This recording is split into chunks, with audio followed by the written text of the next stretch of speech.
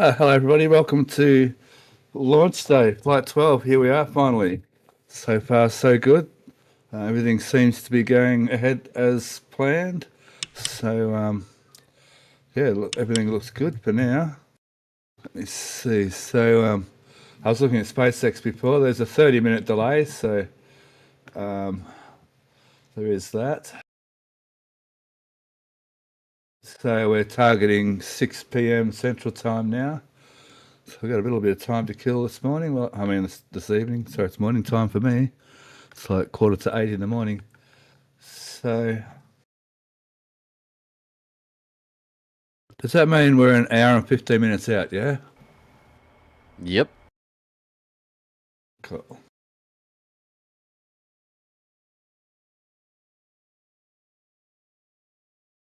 Nice view SpaceX has up of their for their launch video.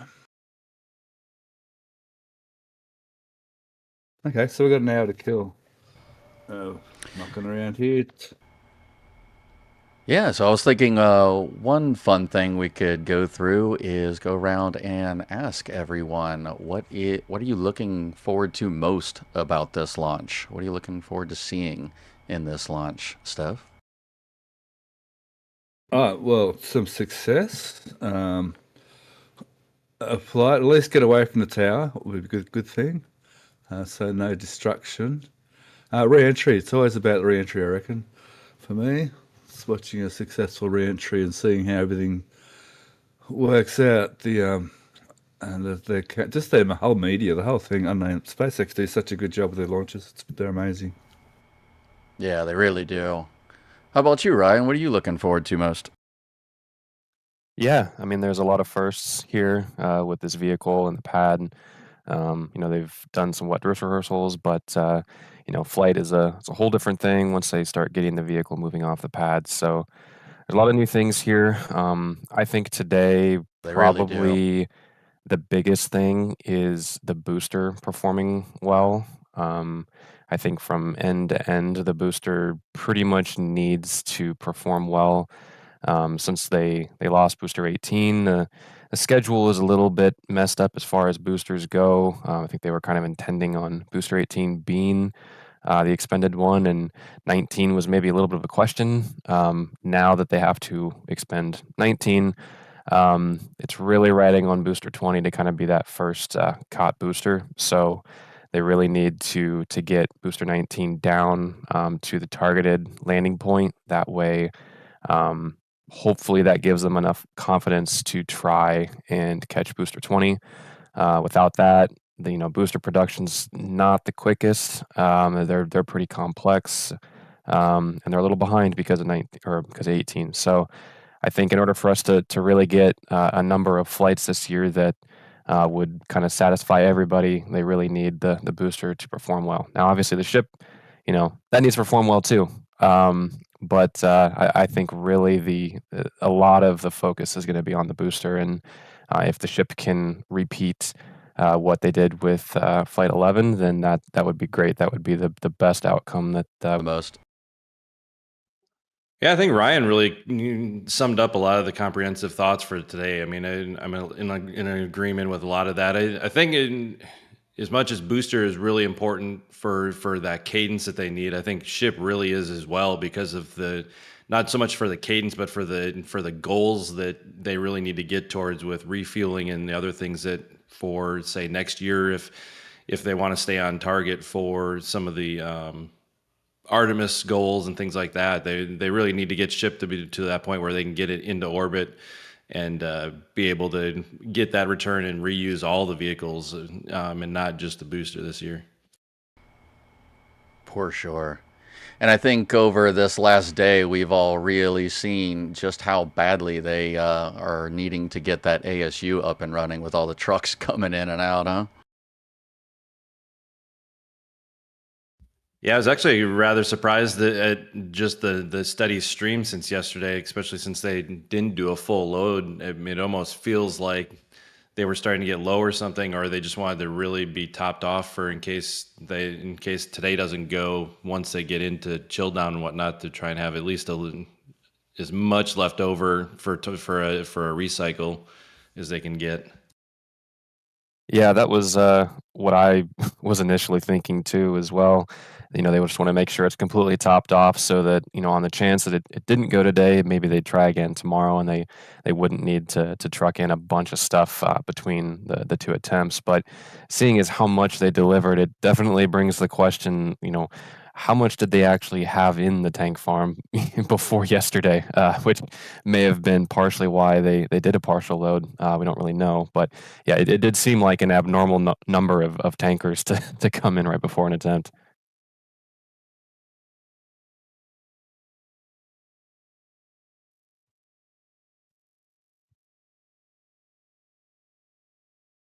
Very good. Yep, very good. And for Let's go those and that chat. don't So, know, we had a flyover yesterday, and we did a little bit of a show and tell last night. So we will be kind of looking at a few of those pictures today as well.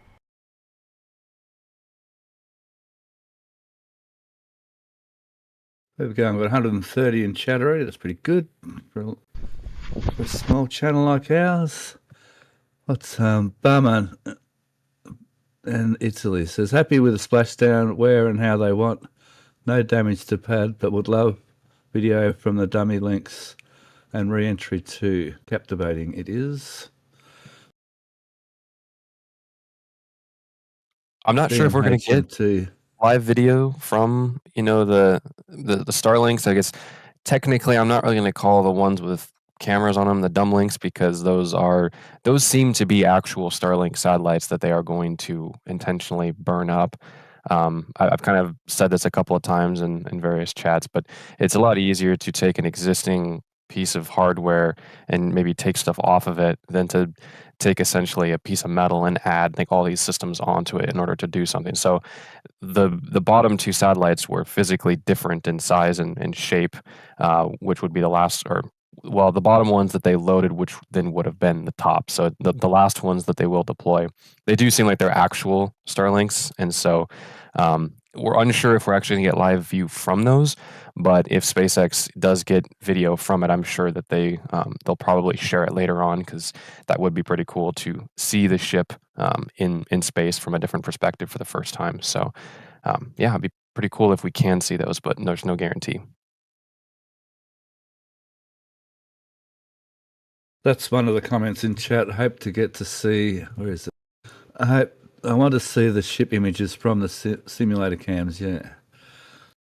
But I'll start calling them from the Starlink satellites.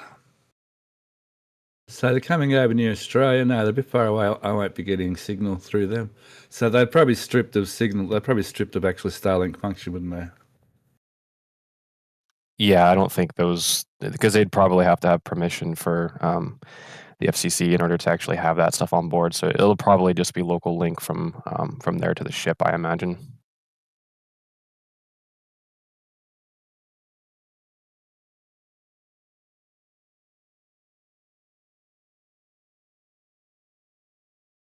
So we're going to get more photos today as well. So I guess we're still going to have our Saturday show. Is that right, Matt? Yes, yes, absolutely.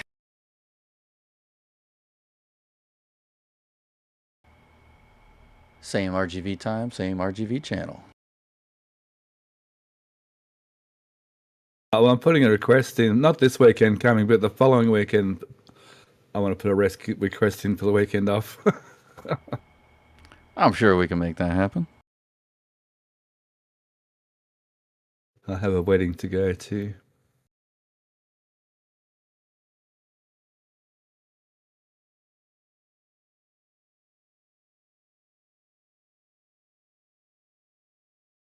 How many images we captured?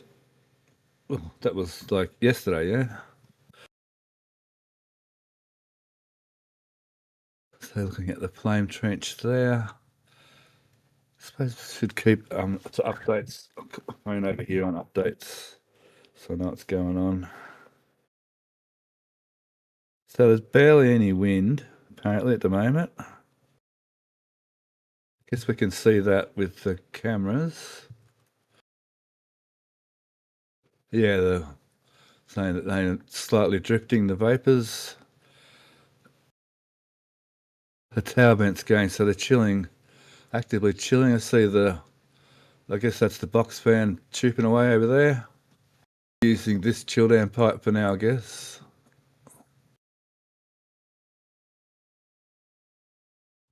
Yeah, the amount that's coming out of it doesn't look like it would be any of the nitrogen exhaust. It would just be in the chill down process still.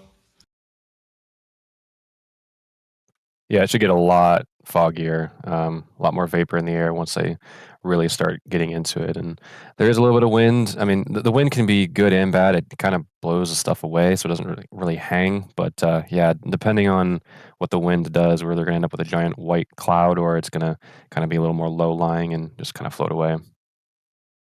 Oh, there's another delay. It's gone to 6:30.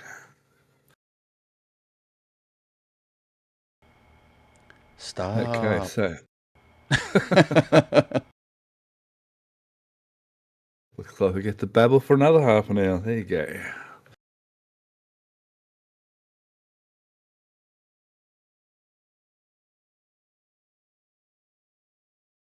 So the weather looks fine. Does anyone know of the wind shear up higher? Is there someone can find that out for us? So the weather looks perfect. Oh, that's maybe I think working issues.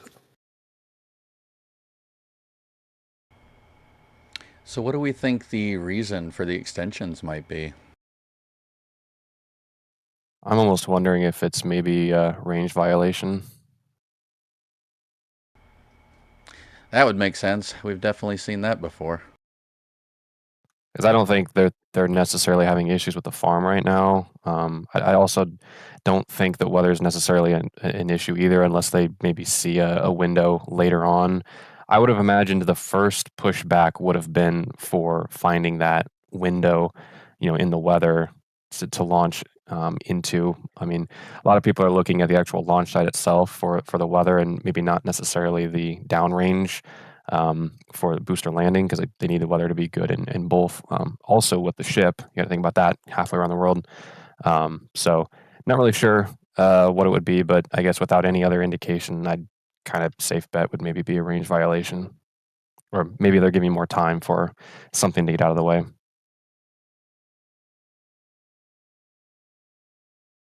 Hey, we got Ryan Webber's in chat. I'm not sure whether I can talk or not. I thought you're live streaming, Ryan. Not yet. Hi. Hi. And a little bit later I will be, but not right now. I'm just watching the launch.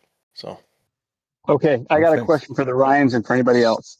Is it still considered a pad avoidance maneuver, or is it just pitching downrange and that just happened to be which way it goes?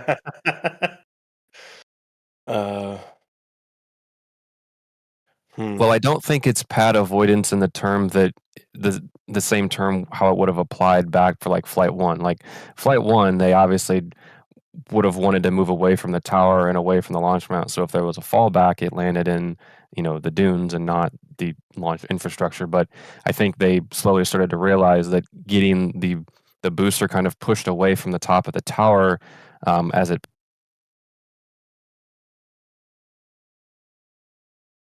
Cool, thank you.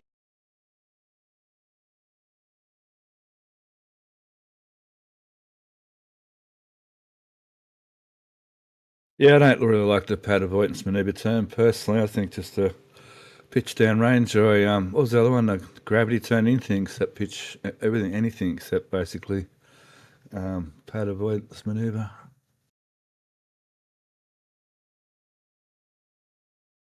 In a perfect world, they should just go straight up. I mean, they shouldn't have to have the plume contact part of the launch mount surface, which ends up leading to them needing all of the high pressure water that douses the pad, at least for the primary reason. But they do that for a reason. I think it's a necessary evil just because of trying to protect some of the stuff on the tower.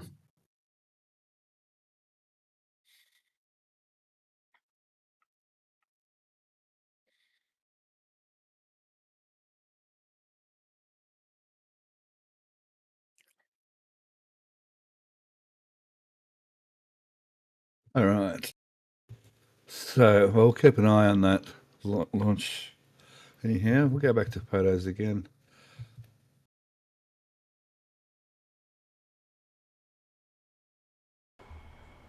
Yeah, we had a heck of a show and tell last night, didn't we?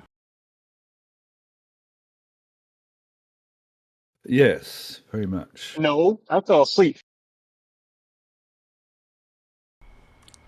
So did I at a certain point. It was like 2 a.m. and I had to go.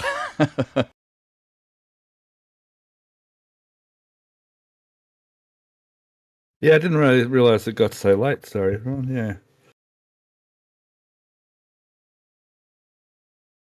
It wasn't late for me.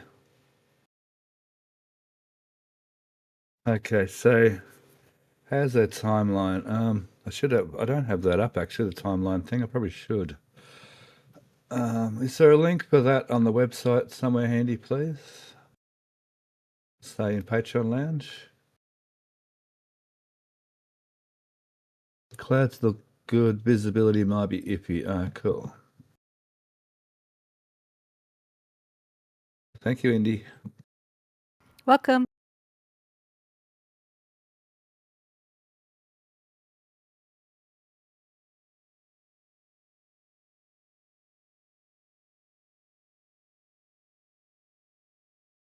Can that go into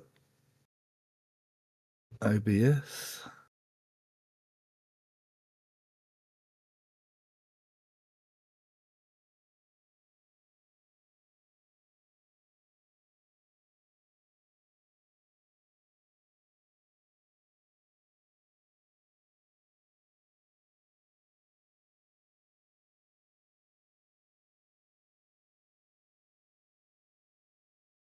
OBS isn't working properly for me. We have a fantastic live view of the pad also. Let me put it up here in a second.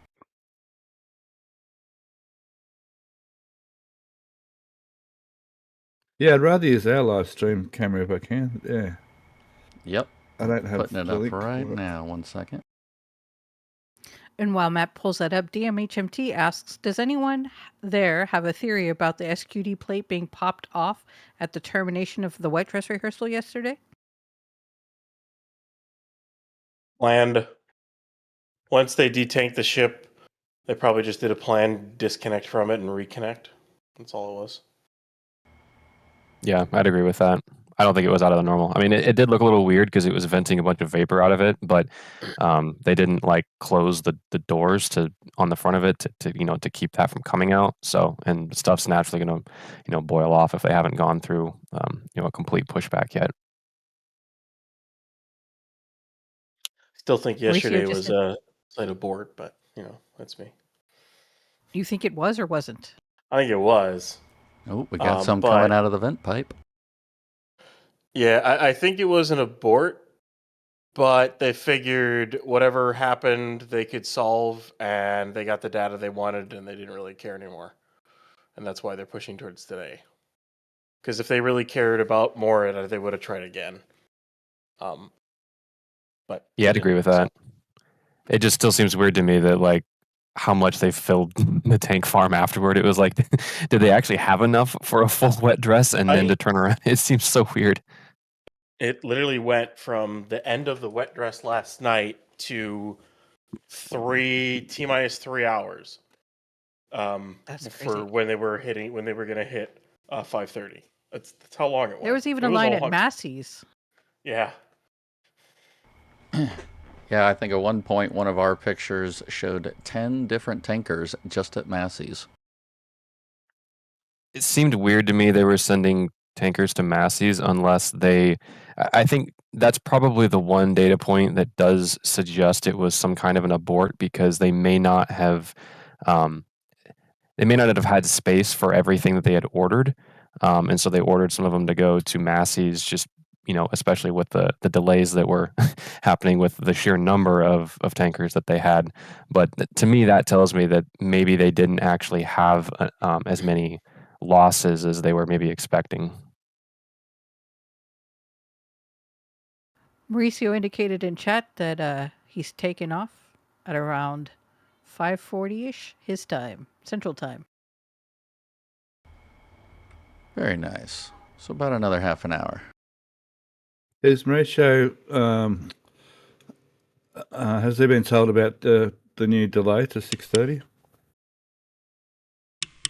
I would assume that's why he's taking off at 5:40, so he's got time to get in the air and get in position.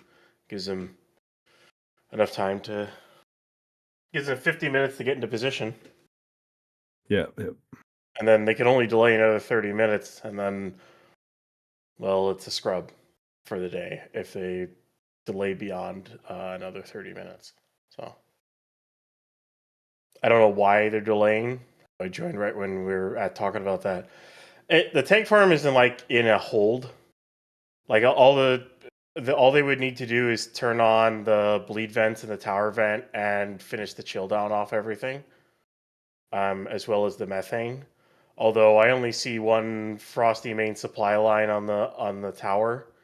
I think that's the lock side, if I remember correctly. What, the lower one's locks, upper one's methane, right? I'm trying to remember off the top of my head.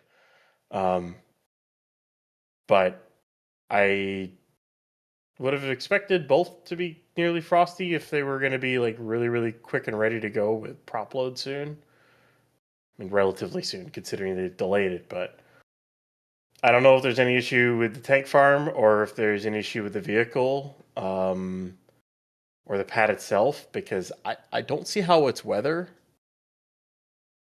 I don't. Like, it's almost perfect. Like, there's almost no even lower level winds or upper level winds that I can tell. So, kind of odd.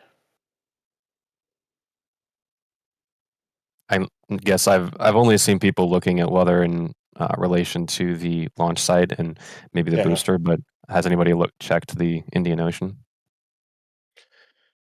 It might be kind of hard to get weather at that specific location in this in the Indian Ocean at this time. I can check. Let me check some satellite imagery. Yeah, because if it's if it's basically blue over there, then that's not the problem.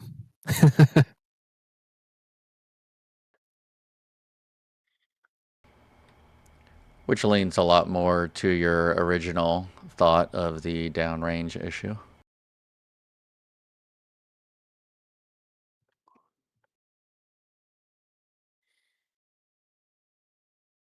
Yeah, the clouds look good around Starbase right now for the flyover at least. Absolutely. Beautiful skies, low wind. More venting. Let's see here. What is? I guess it'd be 7 p.m. May 21st. I don't really see anything there. I mean, here I'll take the GFS run for 7 p.m. Well, that's local. That's plus 6 hours from now.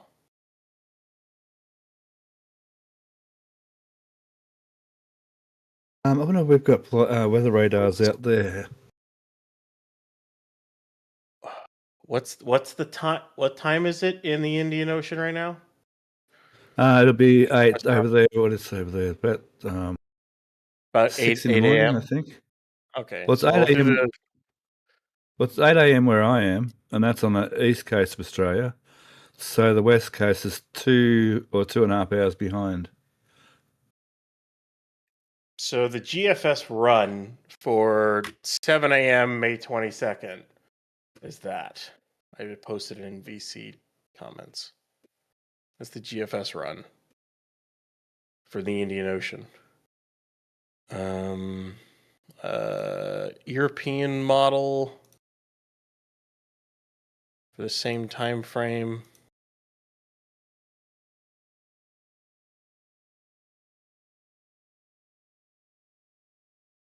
Is even better.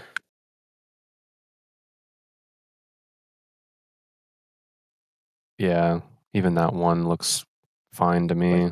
Yeah, that's the run for it's like an hour or two from now, basically. There's nothing really there. Nothing that would really impede a starship from landing. I have a feeling it's either pad or vehicle side is my guess, as they're working through issues. Well, there's no rain on the radar out there. There's rain at the bottom of Western Australia, but nothing out over the ocean at all. I would guess it's an issue thing they're working through, and they're trying to give themselves as much time as possible to solve it. And if I would expect, like, if they say they solve it in the next 10 minutes, I wouldn't be surprised if they bring the T0 back a little bit, and they say, okay, let's finish chill down, and then we're good for prop load or something like that. I wouldn't be that surprised. And there's event dudes with a actual full satellite photo. There's basically nothing out there, just some clouds. Yeah.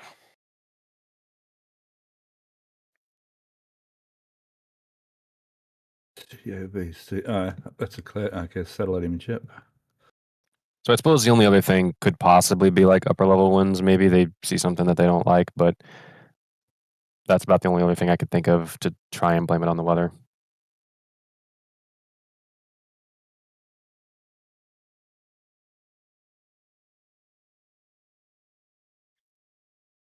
So okay, so that's good. What site is that? Event dudes. Himawara So 8 from Japan.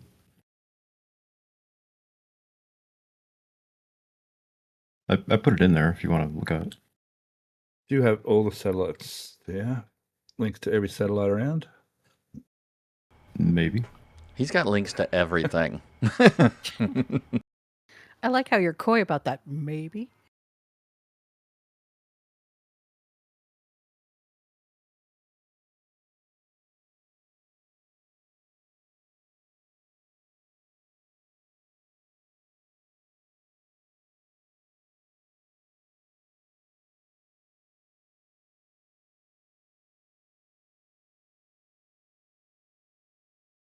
Cool.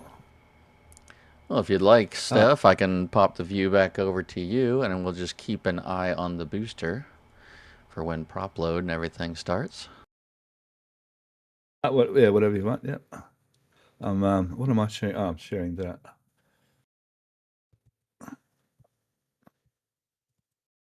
I was trying to share our weather. Well, that's the radar imagery anyway.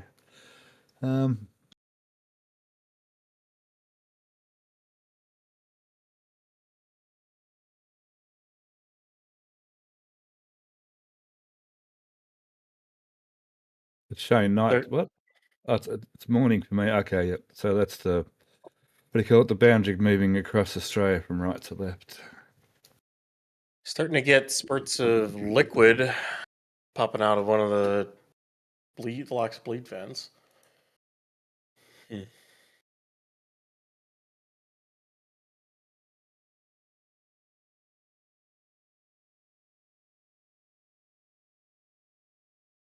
I haven't worked out that site yet. How do you move the map? Yeah, I can see it coming over the wall. Hey Ryan, it was the bottom pipe on the SQD that was frosty before, right? And that's one right now. Yeah, that's. Yeah, I'm trying. I can't. I always forget which one's which off the top of my head. It's been a minute.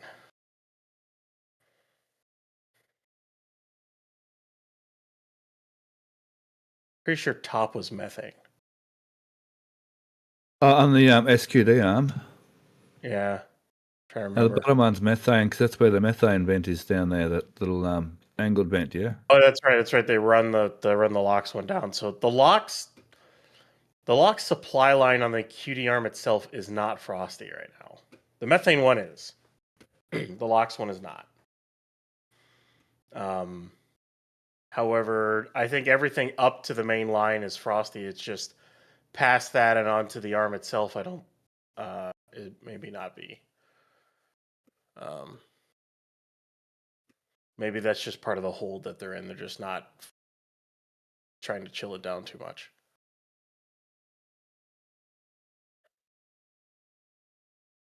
Oh no, here it is.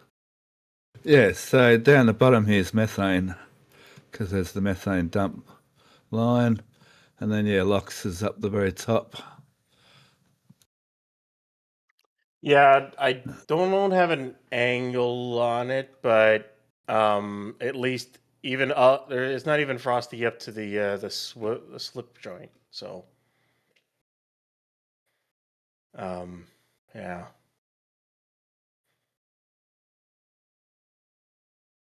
So 6:30. So 6:30. What's that? So 20 minutes to the hour. We should start getting. That's the go no pole. Then, well, sort of 8 minutes before the hour, we should start getting ship locks load. They are in. It looks like they're in running full chill on the booster side though. There's basically liquid coming out of the LOX bleed vent now, but so far the tower vent is not. It's weird.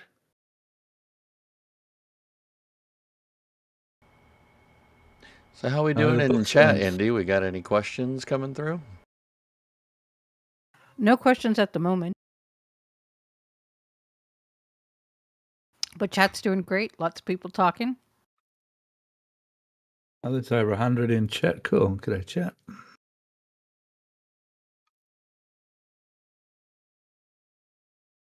I guess Elon's around, today somewhere, you'd imagine.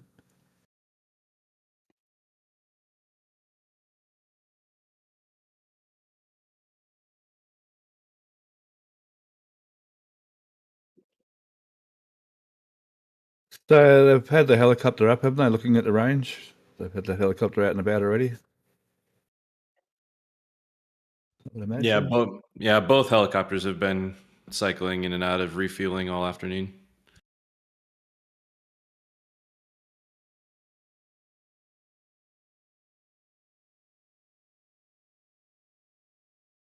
Very good.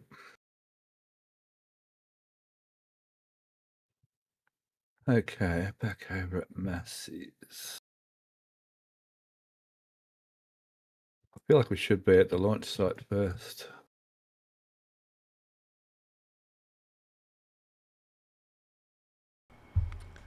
Maybe show a couple of pictures of that train of trucks that we caught yesterday. Boy, there was a lot of them, far out. And that was only the start of them. They even went further back as the day progressed.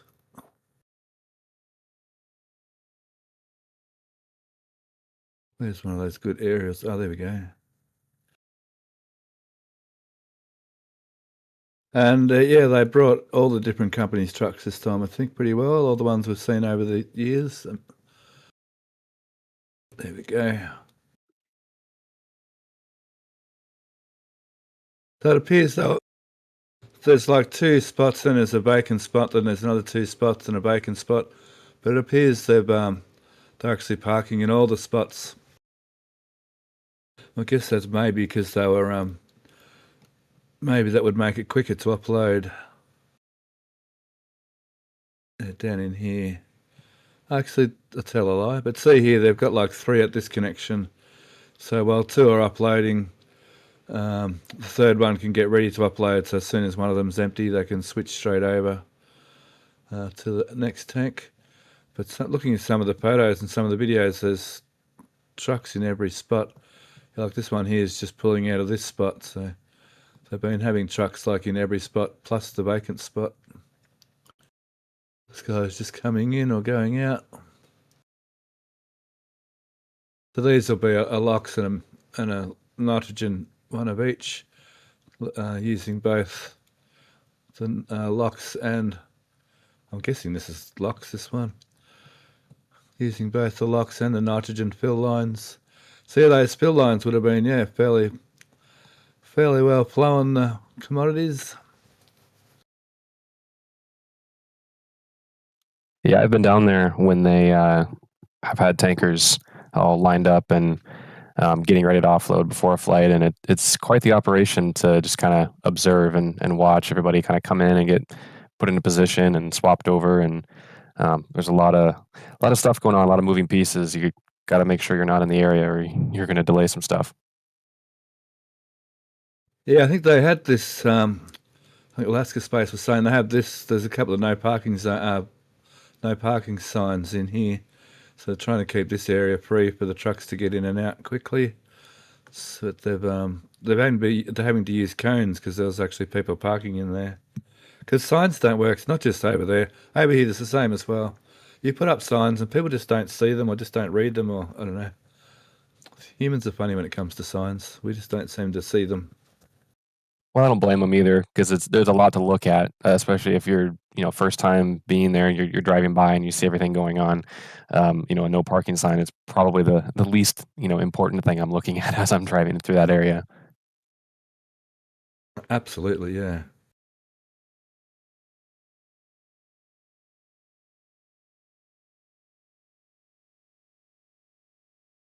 There wasn't a lot in between the last set of photos and set of photos. I mean, I keep saying that, I probably shouldn't say that, but yeah, there's still heaps happening, especially over at Pad Scrap. They're sort of flying along. Last week we expected to see some rebar in the commodities underneath the GC bunker, and this week we do have that, as expected.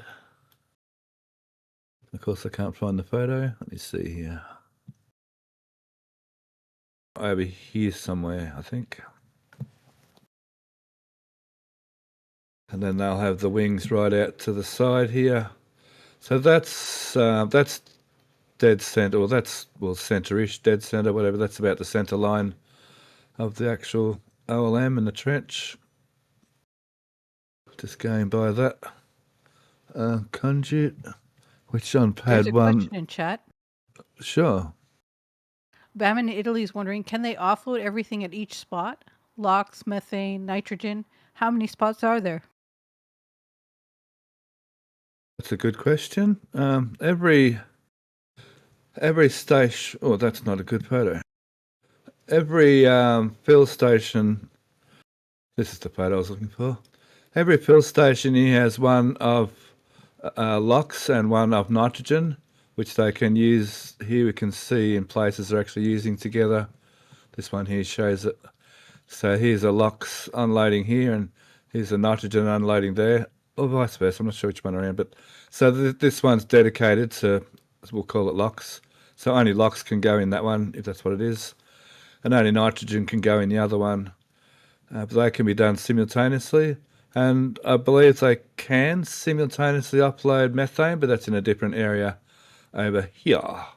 So this is three methane upload points. And we can see it's pipework tying in and ties into the methane fill line, which goes into those tanks, and also goes obviously into these tanks as well now, and doesn't go anywhere else now because there's no more little tanks. And as far as the water goes, apparently we're seeing it dumped into the pond at the corner of pad 2. Yeah, these tanks, actually, here we got that, didn't we, on our ground shots here. Yeah, when we first got out there, there was only one of those trucks. Then by the time we were starting on our way back, there was 4. And then I saw a picture a little bit later that had, I think, 7. So there were a lot yesterday. And I was in our aerial photos. Where is it? I can't remember the number now. We've got a photo of actually the trucks actually dumping water. Here it is here. Voila, yeah. So water, yeah, they got choices. Nice to have choices, isn't it? In the past, we've only seen them use this pump over here to offload the water trucks, but to get, was it 4 or was it 8 or 10 in 4 or 5 days? Water deluge tests of using this strategy. Was it yesterday? We saw 6 or so of these tankers sitting here, all dumping water straight into the collection pond here. And then, yeah, somehow here, I don't know, I'm not sure if the pump's here or it might be a pump here. I wonder, BJ, when they upgraded this and put the sump in, they put a sump pump in here. Because at the same time, I think this pump over here disappeared. Yeah, that pump sled that was up by where the pipe comes up out of the ground had disappeared. So yeah, I would agree that I think that there's probably the sump has its own pump in it now. And it would make more sense that you would want to be pushing that water up from the pond as opposed to suctioning it up there. It's just going to be easier on the pumps. Yeah, it's always easier to push water than to draw water, yeah. Hey, Stephanie, wanted to mention here real quick. Looks like we got about maybe 2.5 minutes until the T-1 hour, so we might get another update from SpaceX. I'm expecting another delay. Either another delay or they call it. Because Stop. the tower vent's not doing anything. Like at this point in time, the tower vent should be really, really, really going with the LOX line on the SQD Frosty, and none of that's happening. So, I mean, we have been seeing it vent a bunch of times at least. yeah, but it needs to be like really, really venting and getting to near liquid in order to be chilled down enough, and it hasn't gotten anywhere near that right now. The booster side looks like it's ready, but ship is just not. I don't know what's going The cannons are going. Is that one of the cannons shooting LOX? Yeah. Is it?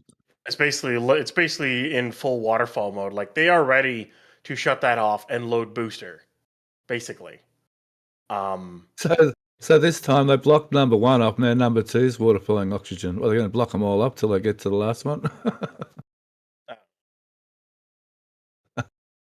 Unless they were to do that, and if they were to run the vents in parallel rather than series, I don't think it'd matter.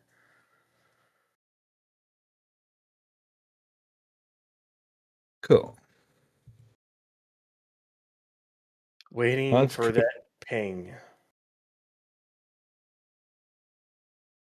I'm keeping an eye on the side channel over here to see updates usually come through there pretty quick. So LOX cannons are waterfalling. Yep. So ship LOX side, yeah, needs to pick up. Yep. The So we're looking at the waterfall coming out of this event up here on the tower, waiting for that to waterfall for the ship.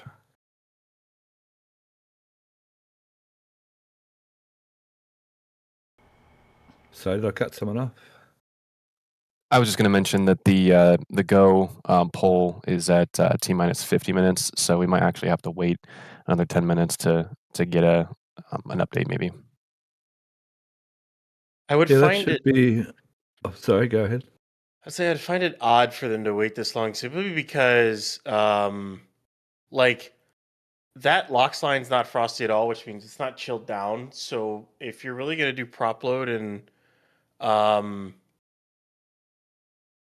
like, it feels like you would already have it, frosted. Huh? It's weird.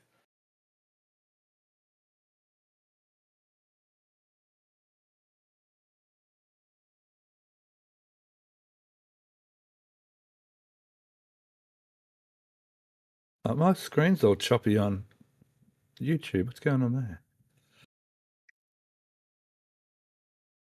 I've got my frame rate at 15.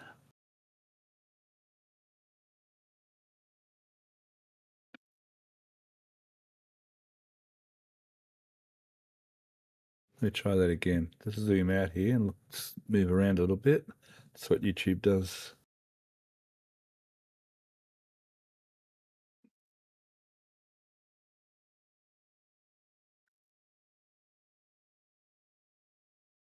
Yeah, YouTube's all real choppy.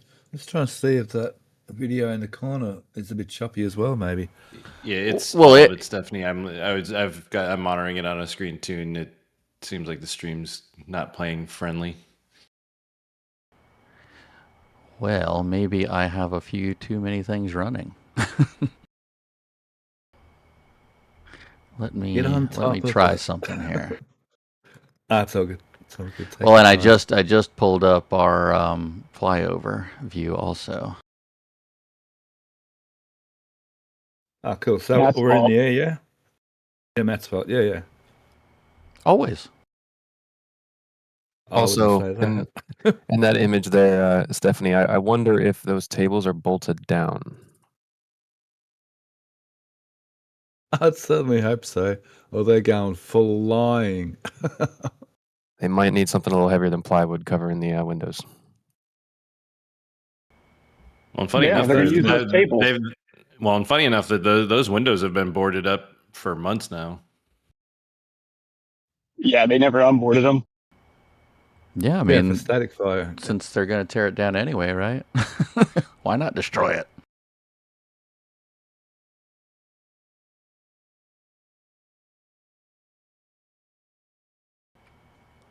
So as we could see up in the corner there, we got Mauricio's getting ready. Just to spite you guys, I'm going to say that they're not tearing those down. They're going to stay. And then I can say I'm right, or you can be happy that they tore them down. So either way, I win.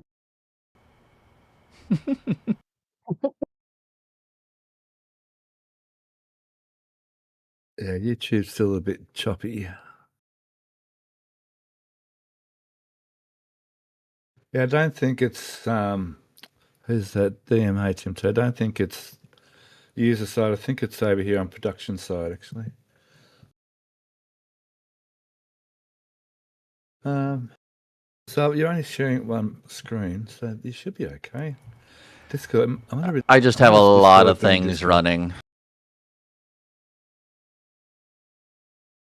Well, and I'm even getting YouTube buffering every once in a while, so I think it's actually a YouTube side, not necessarily in the stream that we're sending to YouTube.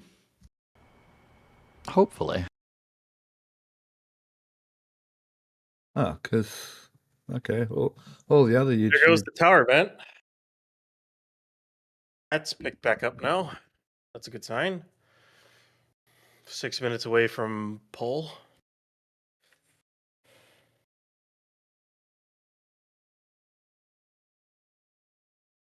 And I guess It's we'll basically get it. slide. Oh, look at.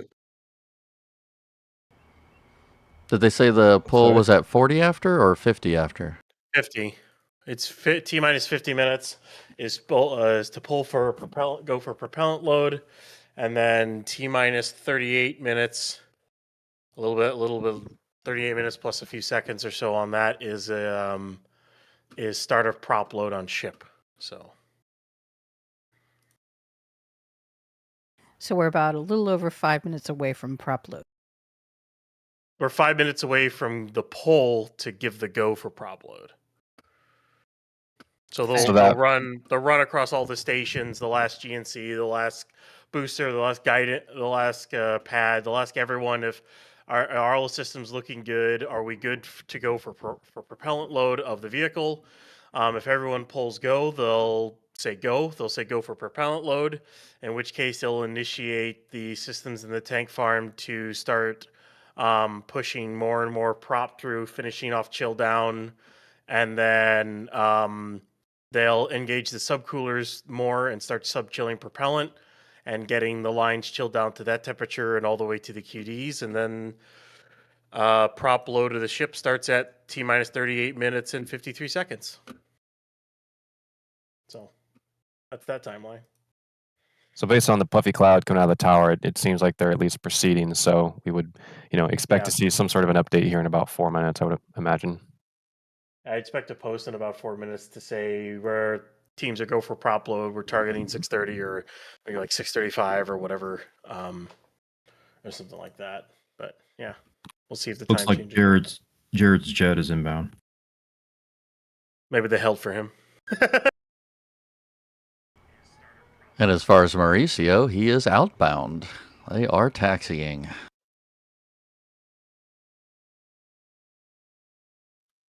There are a lot of rumors about different VIPs that are coming down for this launch and private jets that have landed, and it kind of makes you think, okay, they must be pretty confident if they're inviting, all these big VIPs to come in and watch the launch. So hopefully it goes to them. It's when the day started, it was like, man, this might not look like a nice launch, and everything's cleared up. Like it's like almost perfect. Other than like utterly perfect clear skies, I don't think you could really ask for better weather than this, because the wind is so low that you're able to see the vents and you'll be able to see the frosty rocket too, because it's not going to be like cloaked in clouds. And like it's too bad they're not catching anything, obviously, because it'd be a really perfect day for that. But it is what it is. But it's nice to see. It's always tricky with going down and trying to watch these launches in person to plan your trip, because you look at the weather forecast that maybe it's a couple days out and it says, oh, it might be rainy, and then the way that it works just with the there was nothing wrong with Booster 13. Booster 13 was fine. It was the stupid tower. So, for pad scrap. So Booster 13 was gonna get caught. It was ready to go. It's just there we go. Pad scrap wasn't ready for it. Now we're up and moving on YouTube. All right, thanks everyone for your patience there. Awesome, good on you, Matt. Well done. Yep, my apologies. Thanks for your patience over there in chat. Good on you. Should be running through the poll around now. So wait for a post from SpaceX to whether or not they are go for prop load. Oh, there it is. Right as I say it.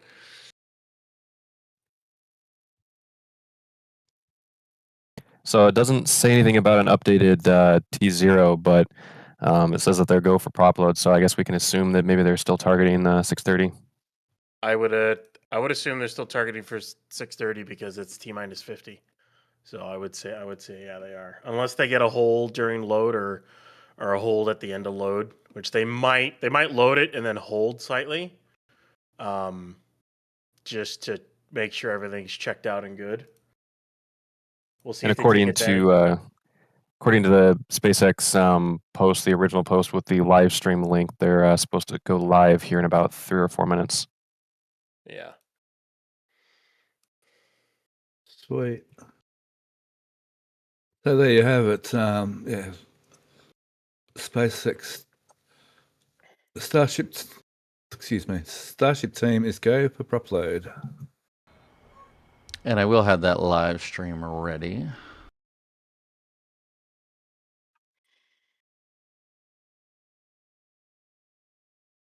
I'm very Cool. curious to see what caused them to, I guess, go live earlier than they typically do. It seemed like 15 minutes earlier, so we'll have to wait and see if they've got something special for us. I think the original episode for their Test Like You Fly was longer than that, so I don't expect it to be that, but it could also maybe be an episode 2 tacked on to the beginning of the stream too.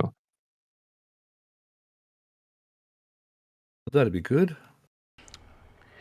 And in the interest of a little bit more smoothness, Steph, if you would like to actually bring up that SpaceX stream yourself, that would make it a little bit easier. All right, cool. Could do that. Yeah, I'll check it on another screen here. Actually, I'll put that one in. I'll get rid of. Yeah, I can handle it. Give me a sec. So when's that starting soon, you're saying? Should be in like 1 minute. Like a minute. Yeah.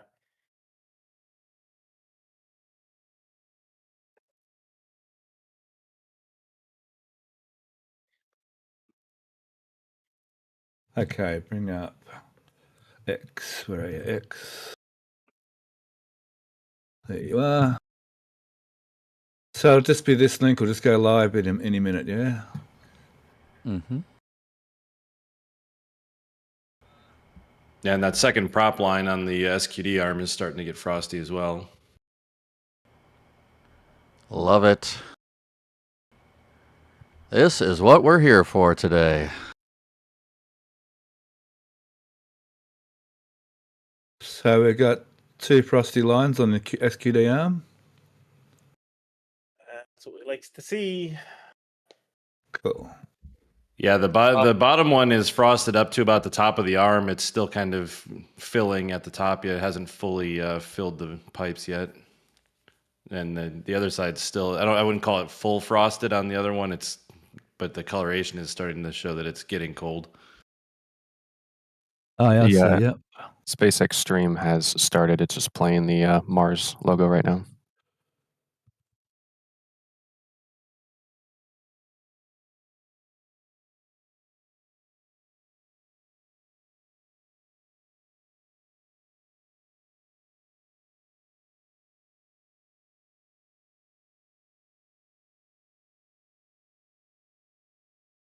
Do you want their volume or do you want their noise, their sound or not?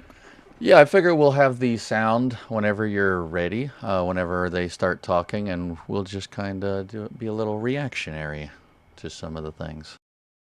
So you've got, well, I'm sharing that screen for you, and I've got audio at a level that's good for me, so I can hear you guys as well. Perfect. So is that 2 different volumes you've got? You've got my mic volume and different to the SpaceX stream volume heavier on the other side? Mm-hmm. Awesome.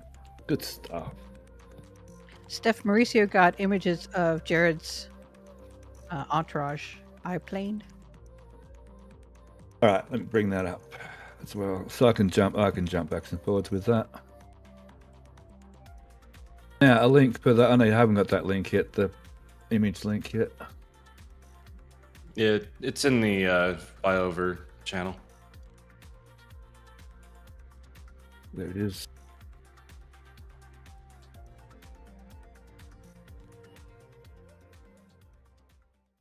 Got it.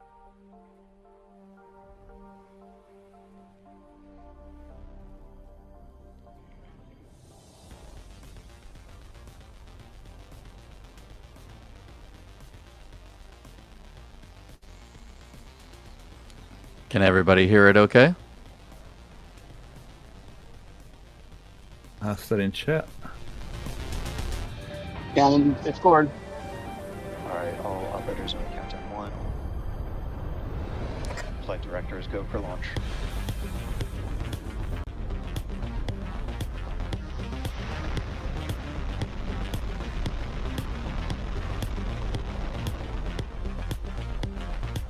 Stage separation. Booster light burn center.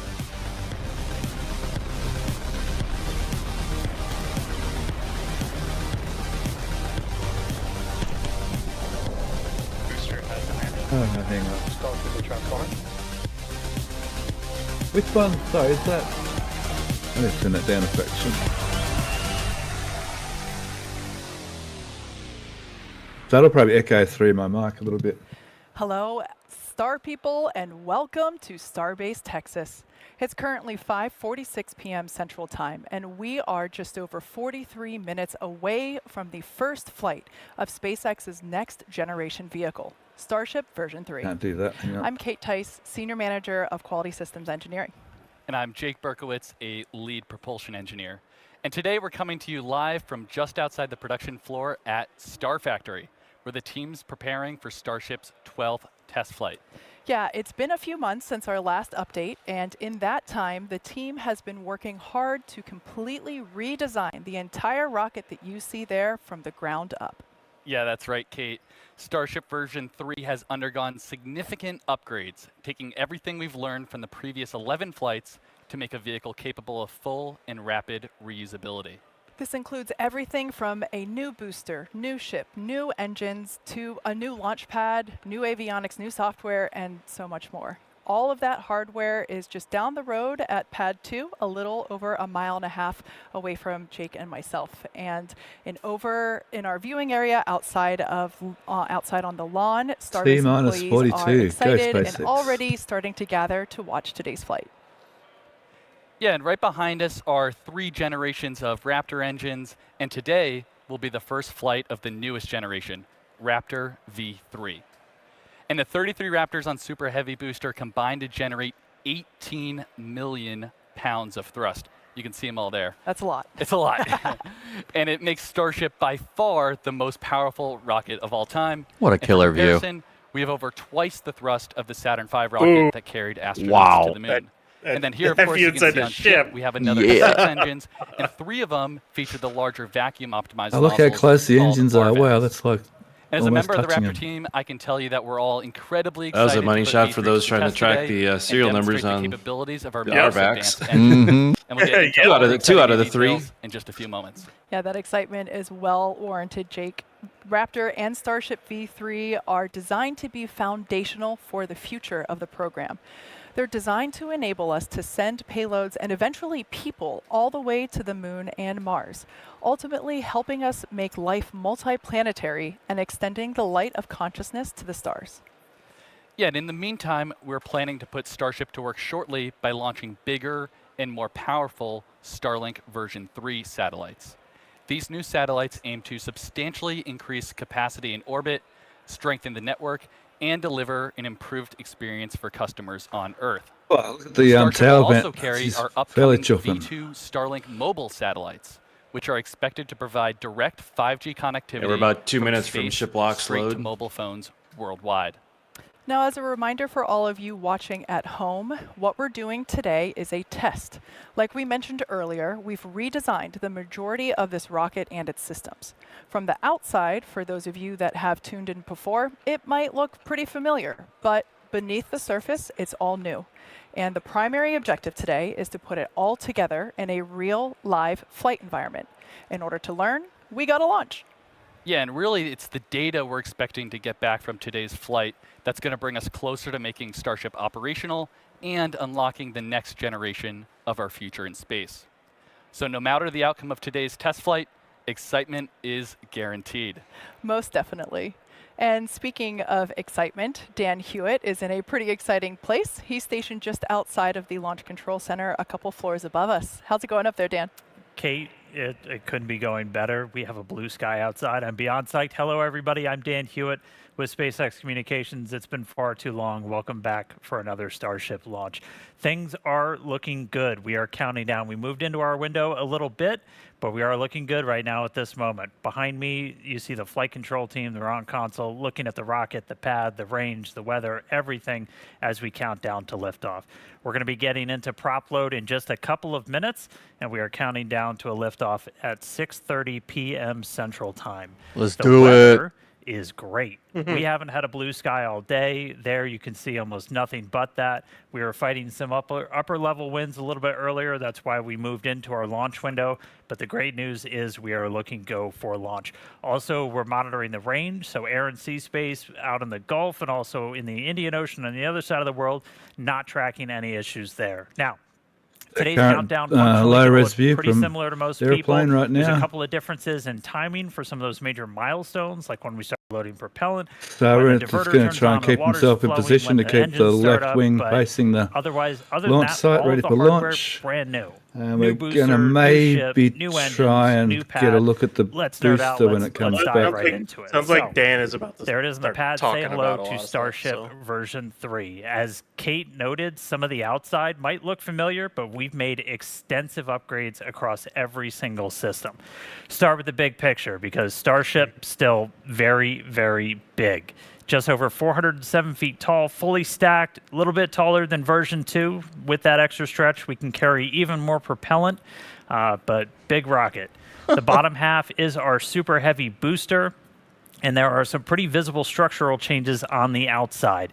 We'll jump in. You've got version 3 on the left there, version 2 on the right. At the very top, we've changed from a one-time use hot stage adapter that used to pop off to one that's fully integrated for reusability. And Starship's Raptors are actually going to be igniting directly on top of the booster's fuel tank. The So it fuel looks like tank Dan's pressure had itself no and sleep then a for 3 days non-structural again. layer of steel, it's what's protecting the top of that booster when we do hot stage separation. These are Moving great. down a little bit, we went from 4 grid fins to 3. We made them Oh, look at the 50% dudes bigger in the grid and fin. higher strength. Just a reminder, that's what booster is using to kind of steer itself as it's flying back for a catch. We're also now going to use those grid fins for lift and catch itself. We zoom in a they're little bit. You huge. can see new catch points now on those grid fin structures. Moving inside the rocket, we redesigned the fuel transfer tube. This is the really big tube inside the rocket that's moving all of that liquid methane down to the Super Heavy's 33 Raptor engines. It's going to help us flip faster, and we can now start up all of the engines simultaneously. This thing is big. It's about the size of a Falcon 9 first stage, which gives us the fun realization that we kind of put a rocket inside of our rocket. The very bottom of the booster looks very different. You've got those new Raptor 3 engines that enabled us to delete the bulky heat shields, the engine shrouds that we had on the previous generation. And then all of the propulsion, avionics hardware for those engines are super tightly integrated now and protected by much slimmer shielding. Move on up, second stage. This version of Starship is designed to carry massive orbital payloads. We're talking up to 100 metric tons to Earth orbit, the Moon, and Mars. The biggest changes are pretty much all under the hood. We gave the propulsion system a clean sheet redesign, increased the propellant tank volume, and improved our reaction control system, our steering while we're on orbit. When we X-ray inside, the PEZ dispenser is now supercharged, a little bit of turbo, and that's going to allow us to increase the deploy speed for each of those satellites. Today, we're actually flying the heaviest payload we've ever carried on Starship, but eventually we're going to launch with up to 60 of those Starlink V3 satellites. Just below that, just below the payload bay and also down in the aft part of the ship, we've added new docking ports. That's going to enable us to link up in orbit between 2 starships, do propellant transfer. We also modified that main connection point where we load propellants into the vehicle for those future prop transfer missions. So a lot of upgrades tip to tail on the rocket, but powering everything, And the to prop Raptor load. 3.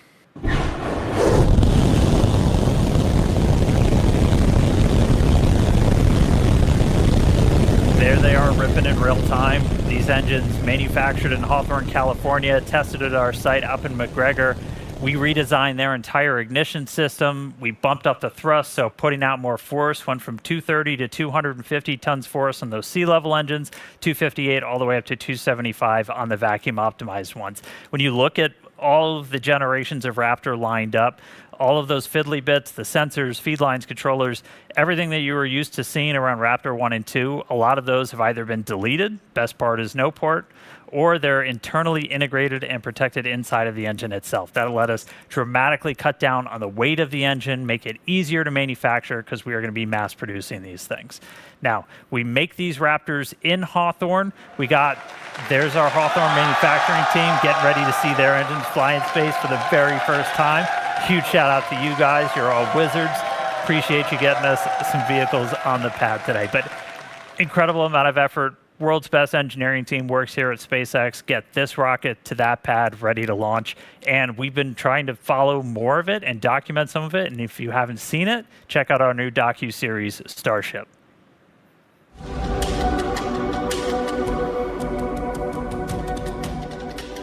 We've really, built this rocket from scratch, but we've also built the pad from scratch, so it's all kinds of new systems. This will be the first time that we bring together the pad and vehicle pieces to make sure that they all work. The static fire vehicle is in pre-pad clear, about to get to our static fire pad clear top state. We run 60 seconds on ship because you get to see how the vehicle thermals all shake out and just general vehicle performance. That if you can make it through that you're in a reasonable position to go fly.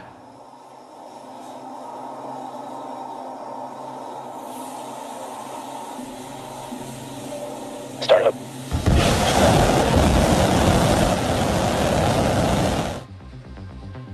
Throttle up.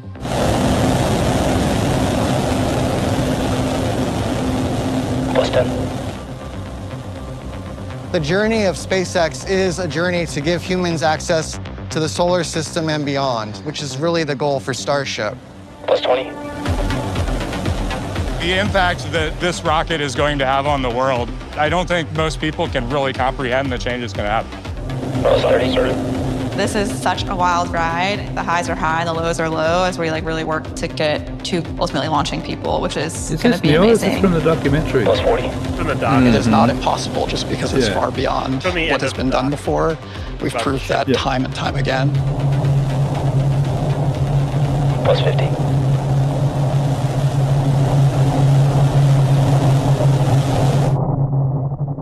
I want to see footage of the booster static fire. Oh man, like Dan said, we've got the world's best engineering team, and I love this. I would love to get in that control room and be able to see all those monitors. Yeah, the full thing is 25 minutes long, and I think I've watched it 4 or 5 times already. That's how good it is. This is a media center on the ground floor. So just as the team has been working hard on a That's brand new that's rocket, the entry with we've the also Raptors right redesigned the ground systems. The brand new Pad 2, that you can see on your screen here, is making its big debut today. We took everything we learned from operating on Pad 1 there's heaps of people there outside. Totally new launch pad. Pad 2 is optimized for full and rapid reusability. We've upgraded our propellant farm with much more storage. I would be too. To enable super fast filling. But that must be workers because that's way inside the on the hard tower, cut up. We hard, changed to shorter chopsticks, which enable even faster motion have to better track vehicles flying in for catch. Internal. Yeah, we also changed the actuators driving those chopsticks from hydraulics to 100% electromechanical, increasing their speed. I think they've determined that a Methalox rocket, a full stack on the ground, exploding, the launch mount was completely redesigned. And if I had to describe it in one word, it's more like a I'd fireball than an robust. actual detonation. With the extensive concrete and steel cladding, it almost feels like you're looking at a battleship, not a launch pad. But it's also smarter. We've separated the fuel and NOx systems into different compartments and repositioned I wonder if there's any quick VIPs up in disconnects Megabyte to be out of 2. the vehicle's plume during liftoff. Yeah, and perhaps the most obvious I should change, say, I wonder we've how now many got VIPs a are up in bi-directional Megabyte flame 2. diverter. We said goodbye to the pancake, and a new top deck flame deflector to eliminate metal wearing down, which will help us get to Still zero counting down. refurbishment Where's the- between launches. In fact, that new flame trench and the new chopsticks are featured here on our new Pad 2 launch shirts. This launch pad is built for maximum safety and fast turnaround because making life multiplanetary will require launching a lot of starships. Ship locks frost, booster locks And frost as the are countdown appearing. continues, let's change gears for a moment and head over to Tyler Lionquist in Hawthorne to talk about Starlink. How's it going over there, Tyler? Next, and then ship. Hey, Kate, and thank you. We're back in Hawthorne, and we have a crowd forming outside of Mission Control, ready to see some starships fly today. And like Jake mentioned earlier, on today's flight, we're deploying 20 Starlink simulators, plus 2 modified Starlink satellites, which our team internally refers to as Dodger Dogs, because we stretch that V2 mini satellite propellant tank so that it sticks out from both ends of the satellite. You can see it right there. Dodger Dogs. Those are V2 mini sats. So the Dodger Dog serves as a tech with an demo extended between spine the that V2 fit and into the the V3 Starlink dispenser, satellites, essentially. and will act as a platform for testing those V3 components. So the larger V3 satellites aim to greatly expand the network's capacity, while V3 hardware is designed to support faster Wi-Fi and Good improved Lord. broadband speeds to customers while providing a Yeah. significant capacity upgrade from the V2 Mini. Just a bit. And in addition to delivering future Oh, V3 that, was that satellites to the terabit Starlink seconds? Was that what network, that graph we was? believe Starship will enable us to launch our AI satellites. As you may have seen during the TerraFab event in Austin a few TBPS. months ago, Elon laid out the path to revolutionize cloud computing and AI Terabits per infrastructure, second? leveraging Yep. the unlimited power of the sun, Wow. targeting 100 gigawatts to 1 terawatt of AI computing power annually. And from there, we're looking at connectivity beyond our planet too.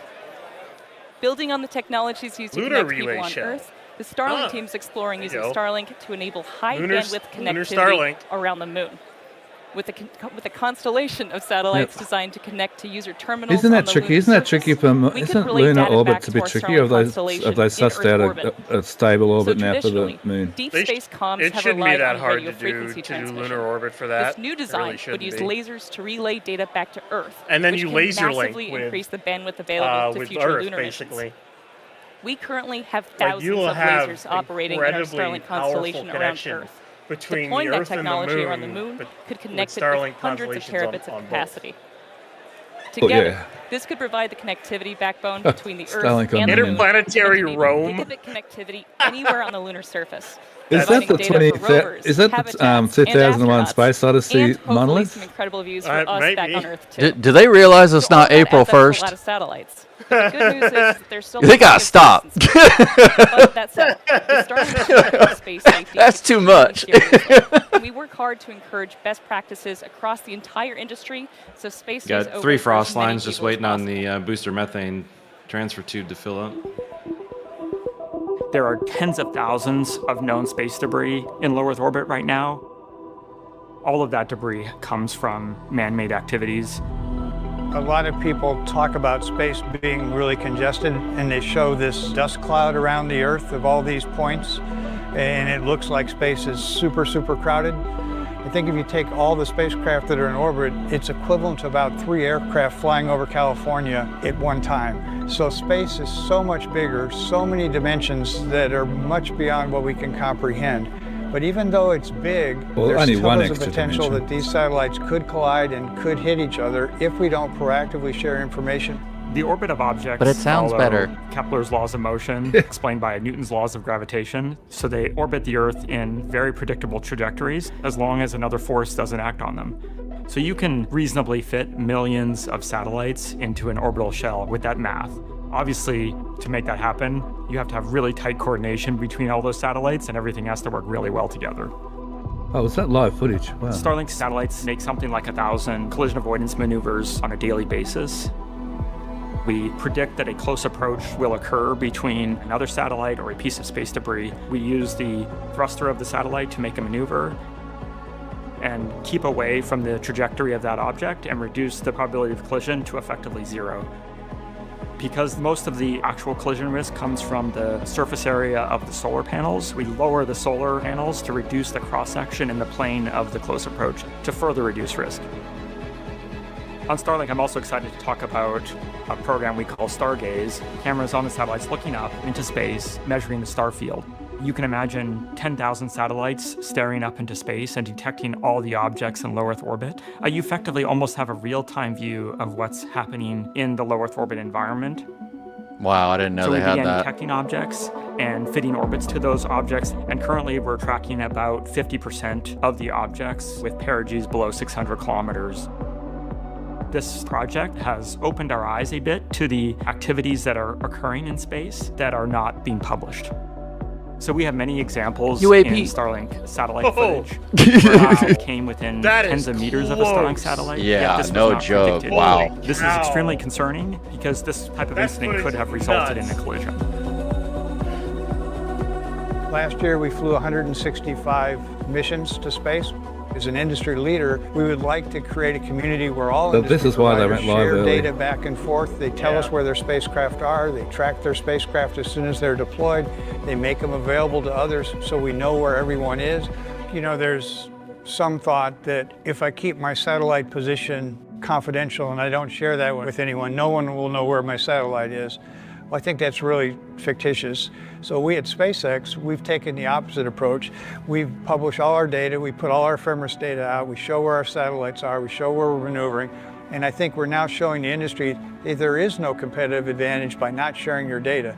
We're demonstrating to the outside world what good practices are. We as an industry have a tremendous obligation at this time, at this formative state, to actually communicate with each other, share best practices, and be good stewards amongst each other. It'll make us better as an industry. It'll give us an industry of the future that will continue to grow, continue to innovate, and help every company to grow and generate revenue. I wonder if there's any numbers out there of how many collisions have happened. It's incredibly important that we work together as satellite operators and are very transparent in the activities that we are conducting. I think that an irresponsible satellite operator is one who either doesn't know where their spacecraft is or where it's going to go, or isn't broadcasting that to the world. Space is big, but operators are not always predictable. We want to enable other missions, Moon and Mars and interplanetary exploration. They're working on that, actually. That activities like that can persist for the duration of humanity is incredibly important. You know, fundamentally, I know there is a company out there that has designed a satellite that is going after space debris and actively grabbing it. And it's just really hard to do that. To ensure that Sure. Ship engine chill is close to starting. Starlink's future is bright and helping ensure space safety for all operators along the way. There's that live Now let's view. take a look into the flight profile for today's test. As we've mentioned a few times already, there are numerous redesigns making their debut today across the entire launch vehicle. In light of this, we want to keep our learning focused on all that new hardware and software. So we're running a flight profile similar to our last 2 Starship flights in order to minimize new variables. Yeah, and we'll start with liftoff, where Super Heavy ignites 33 brand new Raptor 3 engines. We power through ascent ahead of hot stage separation. Booster shuts down all but 5 sustainer engines. Stage 2 lights its Raptor engines while still attached to Super Heavy. We get to see stage separation debuting the integrated hot stage. Directional booster flip, engine relight, and boost back using 33 engines. And after coasting for a few minutes, the booster today will target a landing burn and soft splashdown a few miles off the coast of Starbase. Yeah, ship does a bunch of fun They're things insane. like deploying 20 Starlink simulator satellites, them Dodger Dogs as we affectionately call them. I was disappointed in the lack single engine of Raptor the Pez relay and then candies, re-entry. but the hot Everybody's dogs at the favorite end part, made up lots for it. of fun Technicolor colors that will be brought to us by Starlink. And if all of that goes as planned, we will finish with the test with a flip, a landing burn, and a soft splashdown and the start of boost back. They're calling them 5 sustainer engines. In just a few moments, thanks to Starlink, we'll be going live to the Indian Ocean and chatting with the ship recovery team stationed out there. I'm so excited for that. That's going to be awesome. So cool. But sit tight. First, Recovery? we're going to go to Dan for a quick status check. Yeah, thanks, guys. Everything's still looking good. We are not I haven't tracking said that. any Is that the issues first time they've said that, technically isn't on it? the vehicle or on the Yeah, pad. the Range 5 status engines, continues to be good. Yeah. Both the range out here in the Gulf and out in the Indian Ocean. Hot dogs. As you can see, we have started our propellant load. That happened at about 36 minutes before T0. We're loading about 20% faster on pad 2 than we did on pad 1. Our flight director, Ty Huntington's back in the chair again. He was there for Starship's first flight test in 11 back for V3. He did that final go-no-go at about T-minus 1 hour. We do start loading on ship first. That happened at about T-minus 37. Booster follows about 1 minute later, starting with its liquid oxygen and then its liquid methane. And then ship fuel's the last one to kick off. Wow. T-minus 35. We're going to continue loading all of this. I think it's just the wind. I think it's the wind conditions. I think in the last couple of tests, it all blew away in the winds. I think the booster. It's just so we go pretty much going right down instead of to going the wire, up like but, it has. As of this moment, they're still loading, looking good. So, T0 set for 6:30 p.m. Central kinda, Time. There's no plume of venting around the vehicle like we saw during the. If you've been following along with these launches, you know we've been sending these suborbital and they splash down in the Indian Ocean. How the heck do we see some of that? Well, we have our recovery team, our Starship recovery team, and one of their primary jobs is to get those re-entry views and a whole lot more. We're going to take them now. We're joining them out in the Indian Ocean. We've got Seren Sinai standing by, taking a moment from the recovery ops. He might be frozen. Let me know if you can hear me, Seren. How's everything looking out there in the ocean? Dan, I can hear you loud and clear. We're sitting in about 8-foot waves, but it's looking like a clear day, ready for a ship to come on through. All right, man. How many of these have you done? And like, walk us through. What's the recovery team's primary job out there? I've done 6 and now 7 of these missions, and with every mission we've seen it evolve. Oh no, we didn't just do that. Yeah, he did. That's what I was but laughing our primary at. goal has always been to clear the range. So just like we do over in the Gulf, the same kind of happens here. We send 1 to 2 boats out, and we make sure there's nothing in the area, so that the rocket is clear to land. And then once we can guarantee that and have the rocket leave the pad, then we can proceed to imagery collection. So we have like. Yeah, what did I miss? I'm like listening and trying to get out of work. All right, we'll see if we can get him back. But they're out there in the Indian Ocean. I think everyone's familiar. They've got the buoy apparently cams. got a launch They've going got on. The drones that are going to be going up. So I know this we're guy going did, to but they were talking about them this live once they get recovery they've been operations. doing some practice stuff. We've been able to shoot some of this. Recovery might be a slightly loose term getting those for buoy them. boats, so they're basically out data there. recovery. Observation sounds a little bit more likely. You get a live view from one of these boats that tells you that we're pretty much nailing our target on that, and then surrounding a couple of our other recovery folks out there are going to be flying drones to hopefully get that imagery of Starship coming back. It's super critical for us to see just how that heat shield performed after reentry, and just having them out there remote, just in the middle of nowhere, plays just a really critical role in just rapid iteration on Starship and its heat shield. So looking forward to hopefully seeing some views from them a little bit later. But for now, let's head back down to Kate and Jake for the latest progress at Cape Canaveral in Florida. Thanks, Dan. Now, if we want to get to the moon and then Mars as fast as possible, there's really only one answer: launch a lot more rockets. Yeah, and to do that, we're going to need a few more launch pads and support buildings, which is exactly what we're working on over in Florida.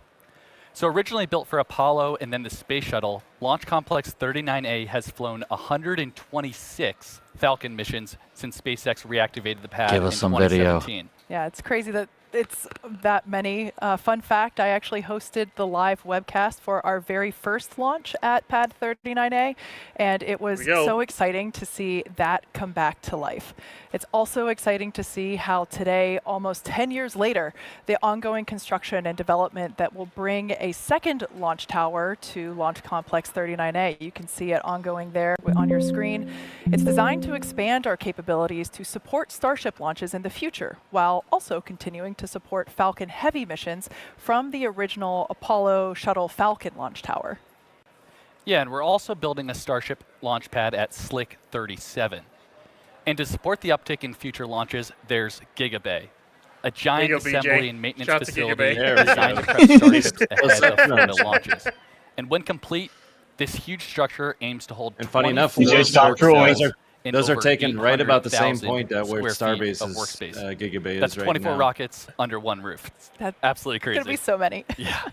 So SpaceX's future in rust Florida coming is through the quickly paint taking already. shape with our very first launches on the horizon. Have you seen the paint, the rust coming through the paint that they've already redone in the last month at Now, Starbase? staying with Oh my the lunar God. conversation, we're going to head back up to Dan, who has Starship Vice called President prep, guys. Engineering, You gotta Bill prep the Riley, surface. Our favorite webcast visitor to talk about the moon.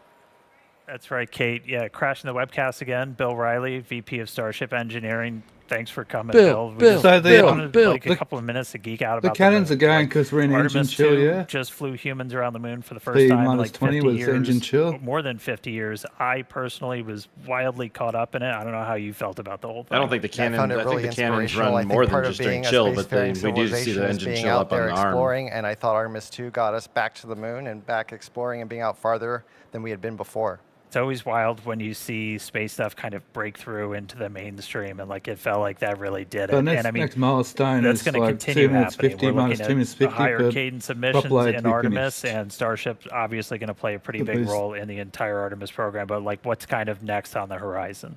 I think what's exciting about Artemis 3 is you'll see the landers introduced now. So, maybe we're talking to NASA about doing an Earth orbit rendezvous where the Starship-based lander could be in proximity to Interior. Orion or even Come on. more. I think that's really Come on, the next step. Prove out those landers close to home in Earth orbit, and then looking ahead, going to the moon.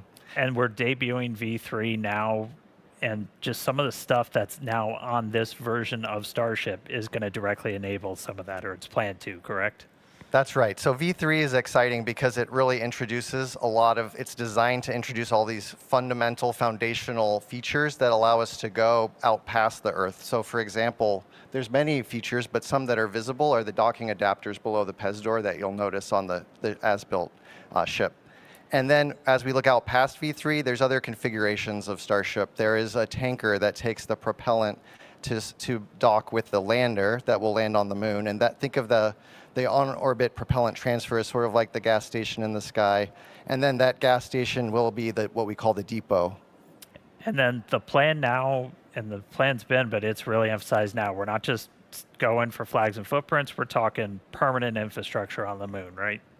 That's right. We have to build up to that capacity. So the first landers will be, a new set of boot prints to kind of start a new generation of explorers. Then we'll build into cargo landers like you see here, maybe bringing down a rover to the surface. Some infrastructure might even be staying inside the landers. And then as we look to an even brighter future, having a permanent presence in a moon base. Yeah, I'm ready for the moon base. I need to go to the moon. That's definitely in my it sounds like a hell of a week-long vacation or one heck of a trip. But and I mean, this is the next step on making life multiplanetary, right? Absolutely. It's literally the next planetary body we need to get to. So. All right. Well, thank you so much, Bill. I'm going to let you jump back in there as we get ready to launch this rocket. Thanks for nerding out on the moon with me for a couple of minutes. But we're not done. We got a little bit of more cool news. Stick around. Last year, the From 2 crew made history. They were the first astronauts ever to explore Earth's polar regions from space in Dragon. I got to catch up with that mission commander from that, Chun Wang. He was visiting one of the most remote places on the planet, and he had some exciting news. They're talking about Australia? Awesome to talk to you. Start me off. Where the heck are you right now? Thank you for joining me to Fue Island, and this isolated island in the South Atlantic. It's arguably the most remote island in the world. It looks super isolated. You're only there with a couple of people. Kind of feels like a space mission to me. So let's just jump right in. You are going to be on the first interplanetary mission on a starship. So it's going to be a flyby mission of Mars. So a lot of people are talking about how Mars is like. We're going to fly to Mars, we're going to land on Mars, we're going to build city on Mars. But let's get it started with flyby of Mars?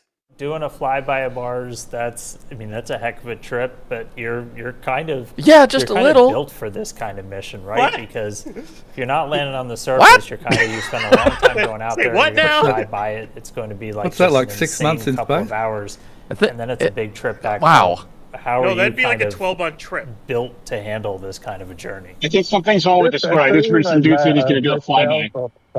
I can the map view on airplane all the way from takeoff to landing. So I think I'm enjoying the trip. So it's not just the Mars flight. Just you're a little. going to be taking a trip around the moon, right? So kind of do that step that's a before lot of heading all the way out to Mars. I'll be your best friend. Even though it's I'll go with you. Yeah, exactly. I'm down. Before. How do you kind of see these types of missions? I'm a good gopher. In the grand scheme of everything. It will light the fire. It will ignite imagination, and it will build the momentum.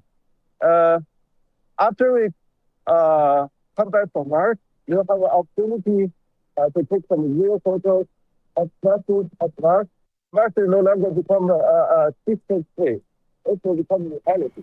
Well, Jim, thanks for calling in from really exciting planet. Super cool location, super cool to talk to you, and I mean exciting. You're going to get on Starship. You're going to go around the moon and go around do Mars the first and come flyby back. of Mars. It's insanely exciting. That's stuff. crazy. That's a lot of looking forward to that. Oh man, Fireworks indeed. Just a lot of time. To be one of the first humans to become an interplanetary traveler, while also joining Starship's first mission to fly past the moon. Yeah, Chun is certainly a one-of-a-kind explorer.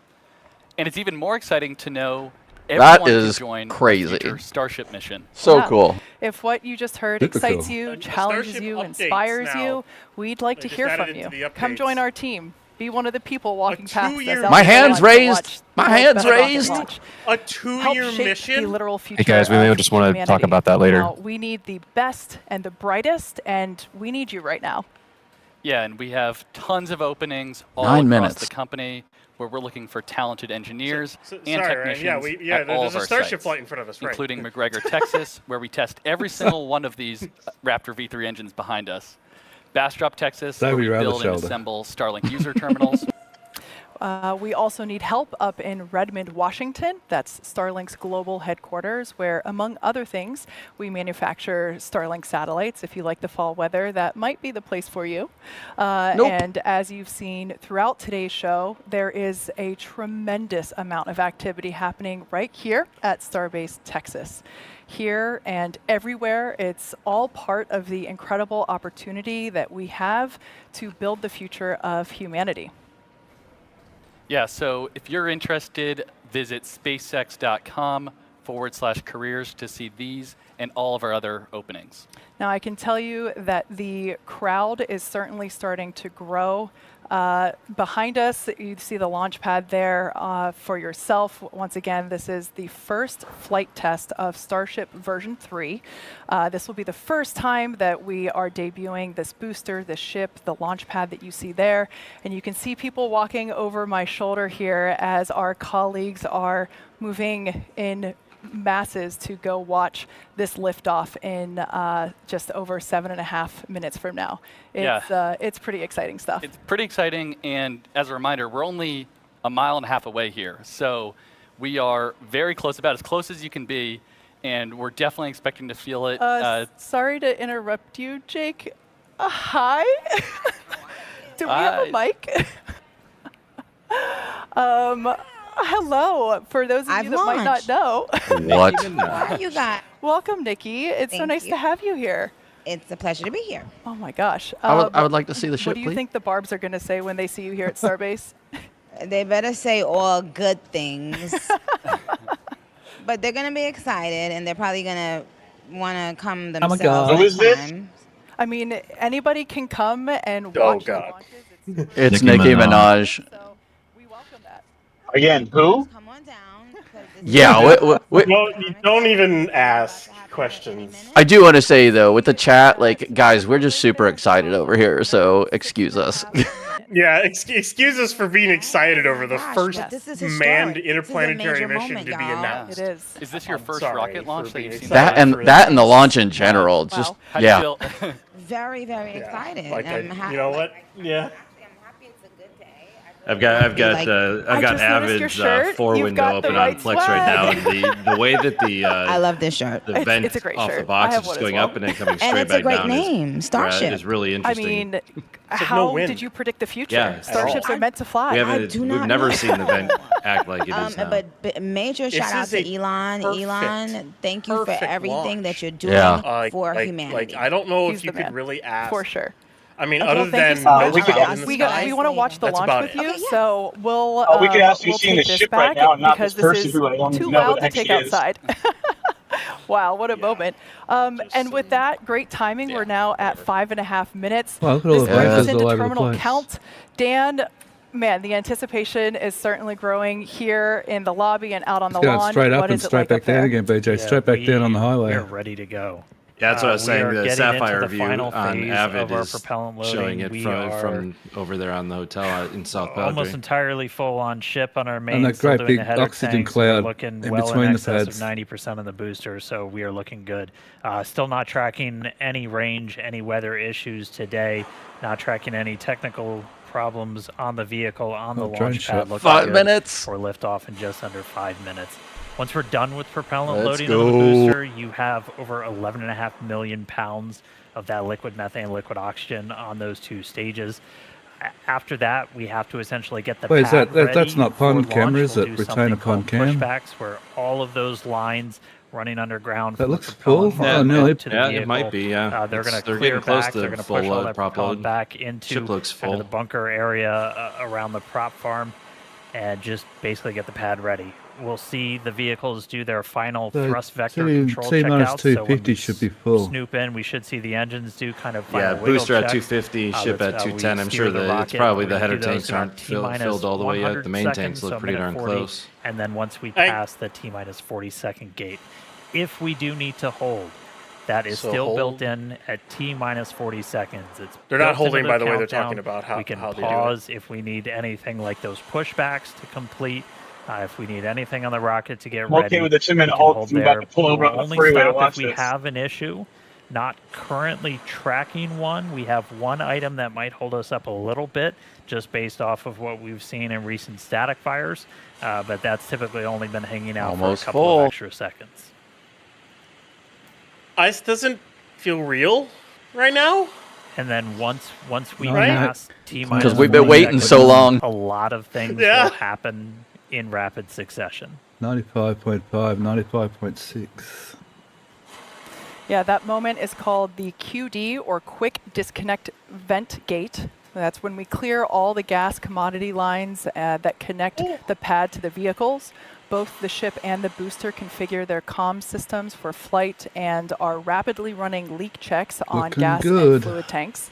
The booster goes to internal power and its engines get their final priming for launch, while the ship's engines begin their ascent bleed profile Looks so and arms good. the automatic flight safety system. Yeah, and once we pass T-minus 40 seconds, we still have the ability to rapidly recycle the count under certain conditions back to T-minus 40 seconds and hold there to assess what happened, review the data, and decide if we can proceed again all the way down to T0. 3 minutes, We guys. estimate we have around 2 5 minutes, minutes sorry. of hold 2 time minutes there. 30.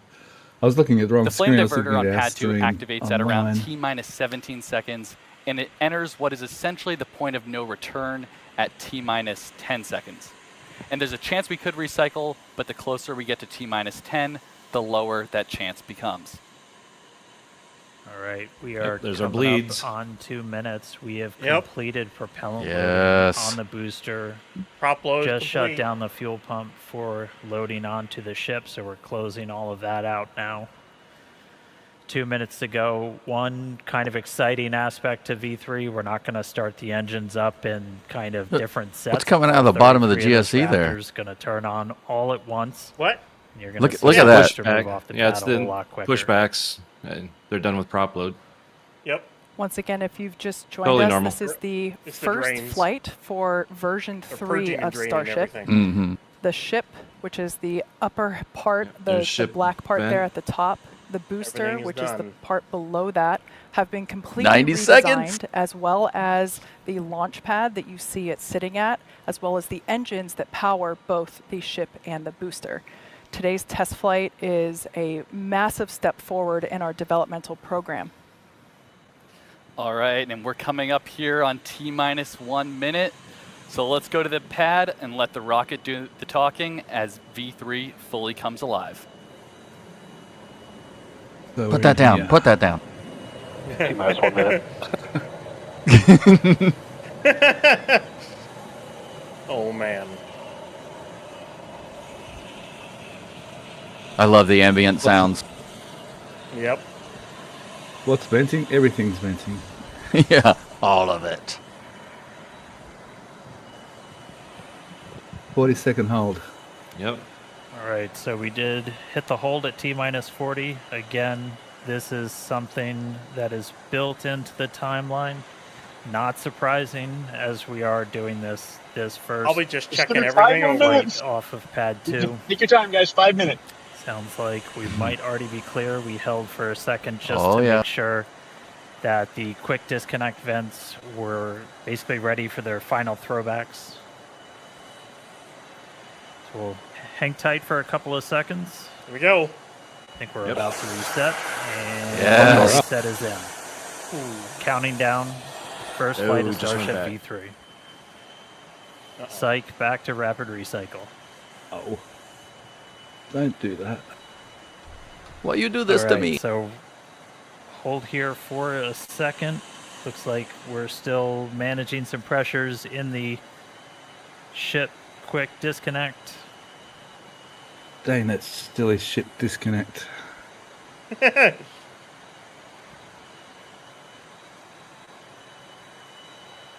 All right, still going to hang out for a couple of seconds here at T-40. Again, not surprising. This is new vehicle, new pad, doing all these things for the very first time. Right now we are holding, looking at some pressures in the quick disconnect, and hold reset. A depress and sound. we're rolling.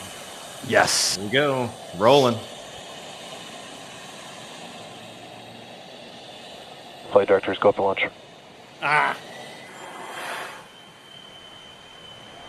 Back to rapid recycle, so we're going to hold at T-40 again.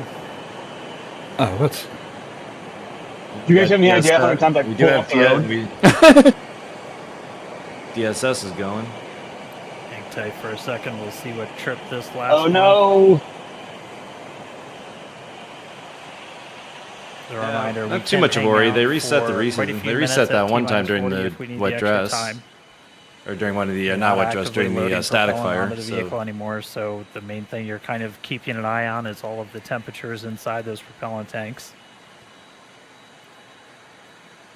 Come on, SpaceX, you can do it. Come on, Starship, you can do it. I don't think I can hold my breath much longer. No, I'm turning blue over here. I could be home if I wouldn't stop 3 times.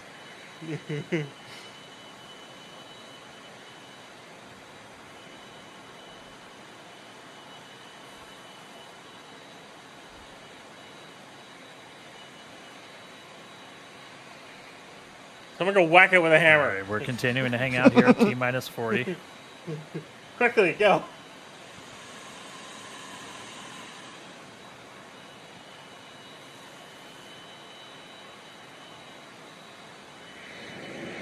Oh, you can do it.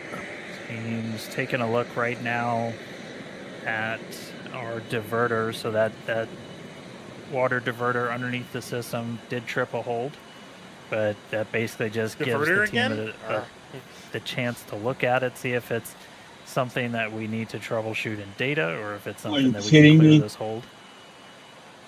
So continuing to hang tight, T-40 seconds. Manual override. Super heavy, fully loaded on the pad.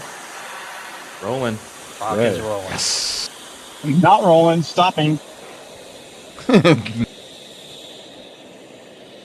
2S30, flight directors, go to launch. What is going on? Are you kidding me? Expand the parameters or something. Just go. Again. Todd, just fly, buddy. Just go, buddy. Just go.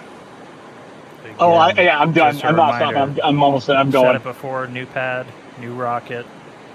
Learning new things about this hardware, performing in the flight environment. Taking a look at some of the sensors on the arm that manages the quick disconnect to the ship. Just shut off the sensors. Yeah, Send it. Who cares? Right. Go. Gee, it must Promise be we're tempting not just sitting in the trying to control prolong room the anticipation. to do Team's just taking a that. look.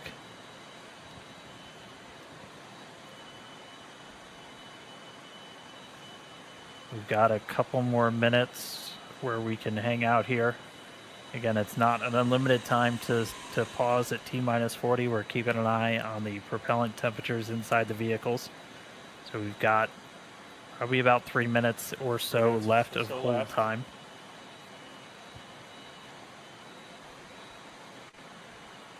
Team's taking a look at the hold that tripped on that arm for the quick disconnect on the Turn tower. off all the sensors and go. What could go wrong?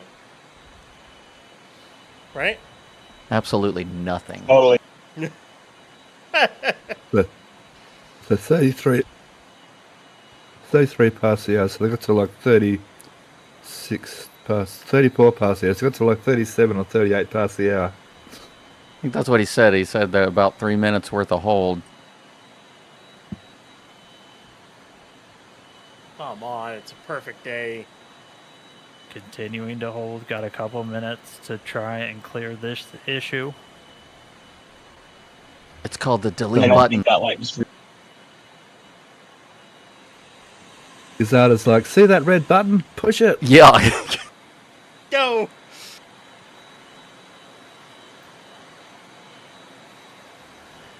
When it pops up abort, hit cancel. Where's the send it button? Yeah.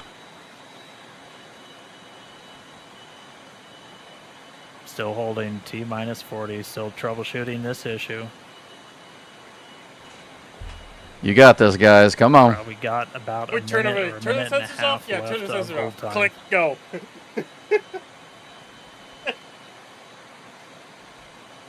How many people watching? 1 million people are supposed to be watching. Where's that number?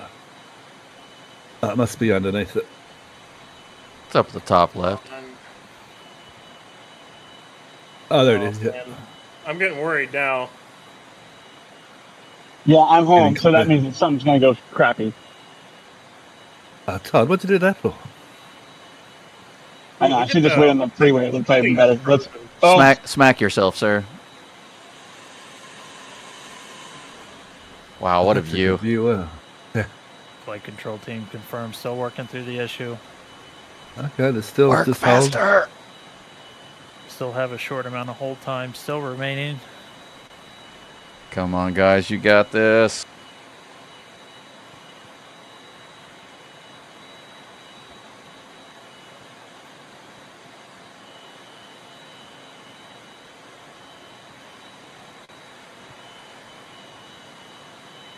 Window's getting close.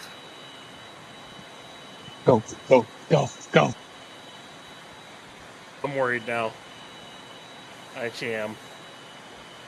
Yeah, if they haven't cleared it by now, it's feeling kind of pessimistic, in my opinion, too. T-minus 40. Yeah.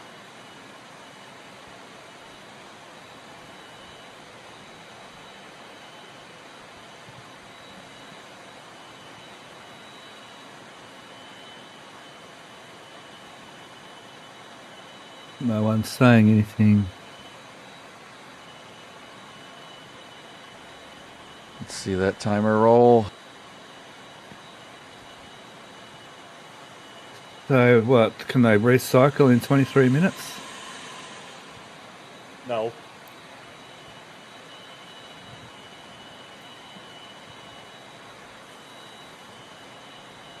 No, if they can't make this, they're done. All right, still continuing to hold here at T-minus 40. While we do that, the team's looking at temperatures of the propellant inside those tanks. We kind of check that against simulations that we've run in the past. There's some margin in those. We're still holding, no decision yet.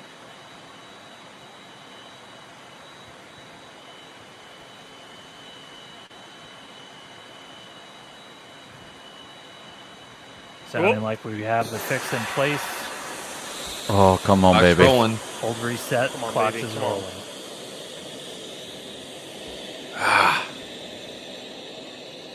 Son of a... Dang it. We're back into rapid recycle. Well, they said back into recycle, so that's not so bad.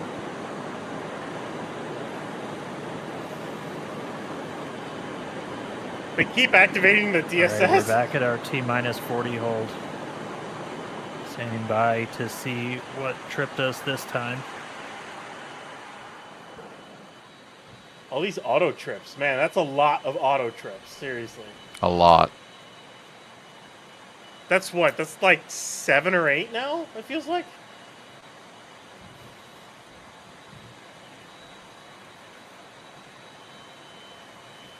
Surprised they're still holding. Yeah. All right, it is sounding like we are not going to be able to clear this issue in time today. So we are going to be standing down from a launch. This is why you complete your wet dress rehearsals. So if you're just now joining us, we got the vehicle totally loaded. We hit a couple of different holds as we work through that count. Again, new rocket, new pad. We're learning about a lot about these systems as we execute them. for the first time, and we're not able to basically troubleshoot all of these issues in those final seconds to get to launch.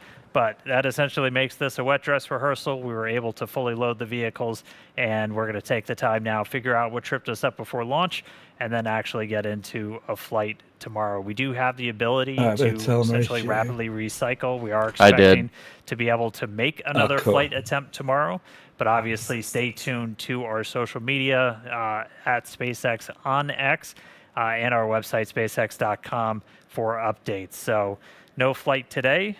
We will give it another try tomorrow. And SpaceX has ended it. Yep. Time for detank. That is too bad.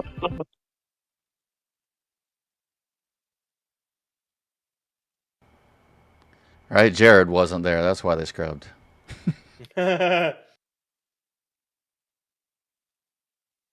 He for sure held them up. That's not even an argument anymore. So. Mm-hmm. What do you mean he did? He landed just beforehand. That wasn't him. Who do you think that was?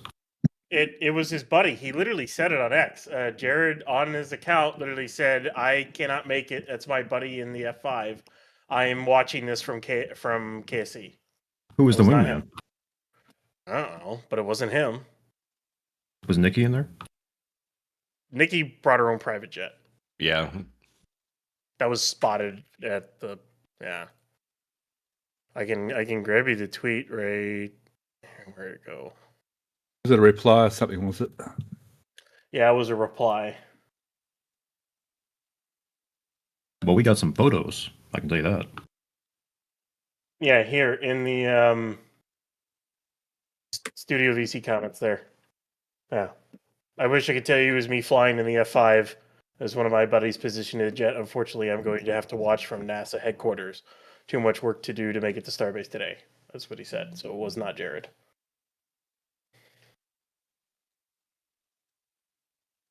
Is he making it tomorrow? I have no idea. He didn't say. Because I'm calling some sus if he is.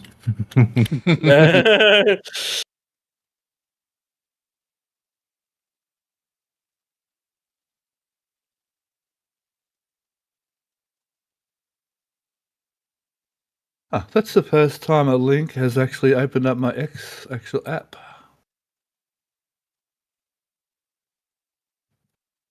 Oh, no, it didn't. Actually, no, it didn't. I'm on the wrong screen.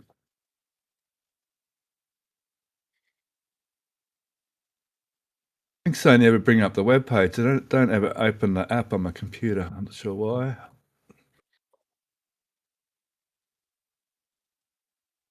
We did get a lot of photos today. Holy frosty rocket's still something. It just kind of stinks he didn't get the... Oh my goodness, my heart was going like crazy, and then nope.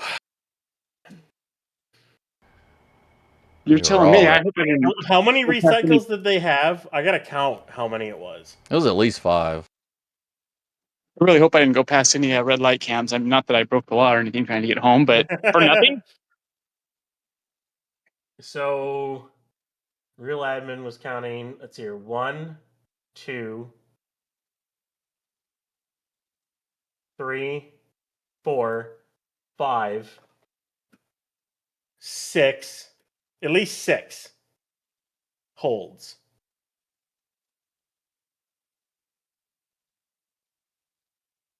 Well, they know they can scrub with the DSS running and not be an issue.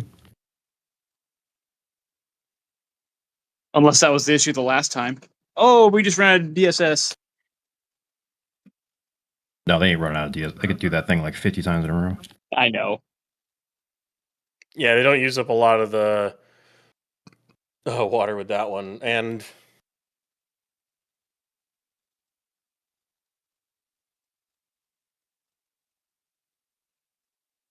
all right, so what do we do? Do we we're gonna have to wait to do a show and tell for Mauricio to come back.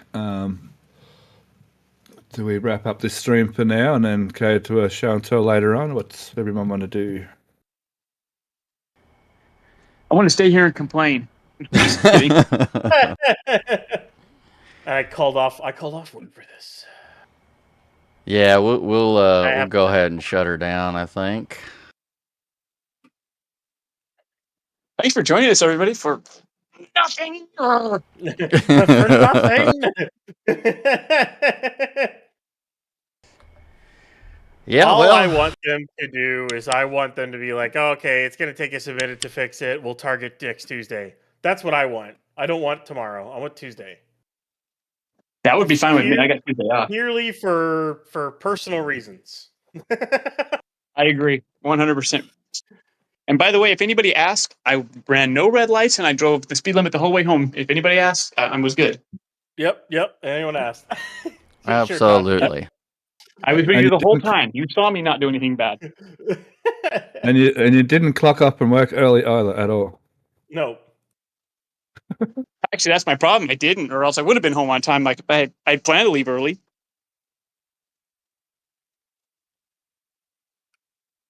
I don't have to strangle my apprentice tomorrow because she screwed up a little bit and I had to stay a little later than I wanted. But now I don't have to yell at her. Also, thanks everyone on YouTube for joining us today. There was 150 odd at one stage, so it's all right for our first sort of launch stream. And Patreon members, thanks for dropping by and joining us over here on this launch stream today.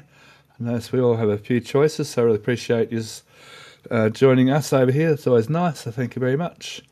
And keep your ear to the ground for a show and tell a bit later in the day. Evening, sorry. Absolutely. And with that, we're going to go ahead and go, but we will keep you guys informed on when the next stream is coming. We will be doing our normal weekly on Saturday as well, and we have a ton of pictures to go over. So that's going to be a great one. So look forward to that. And until then, love, peace, and chopstick rail grease.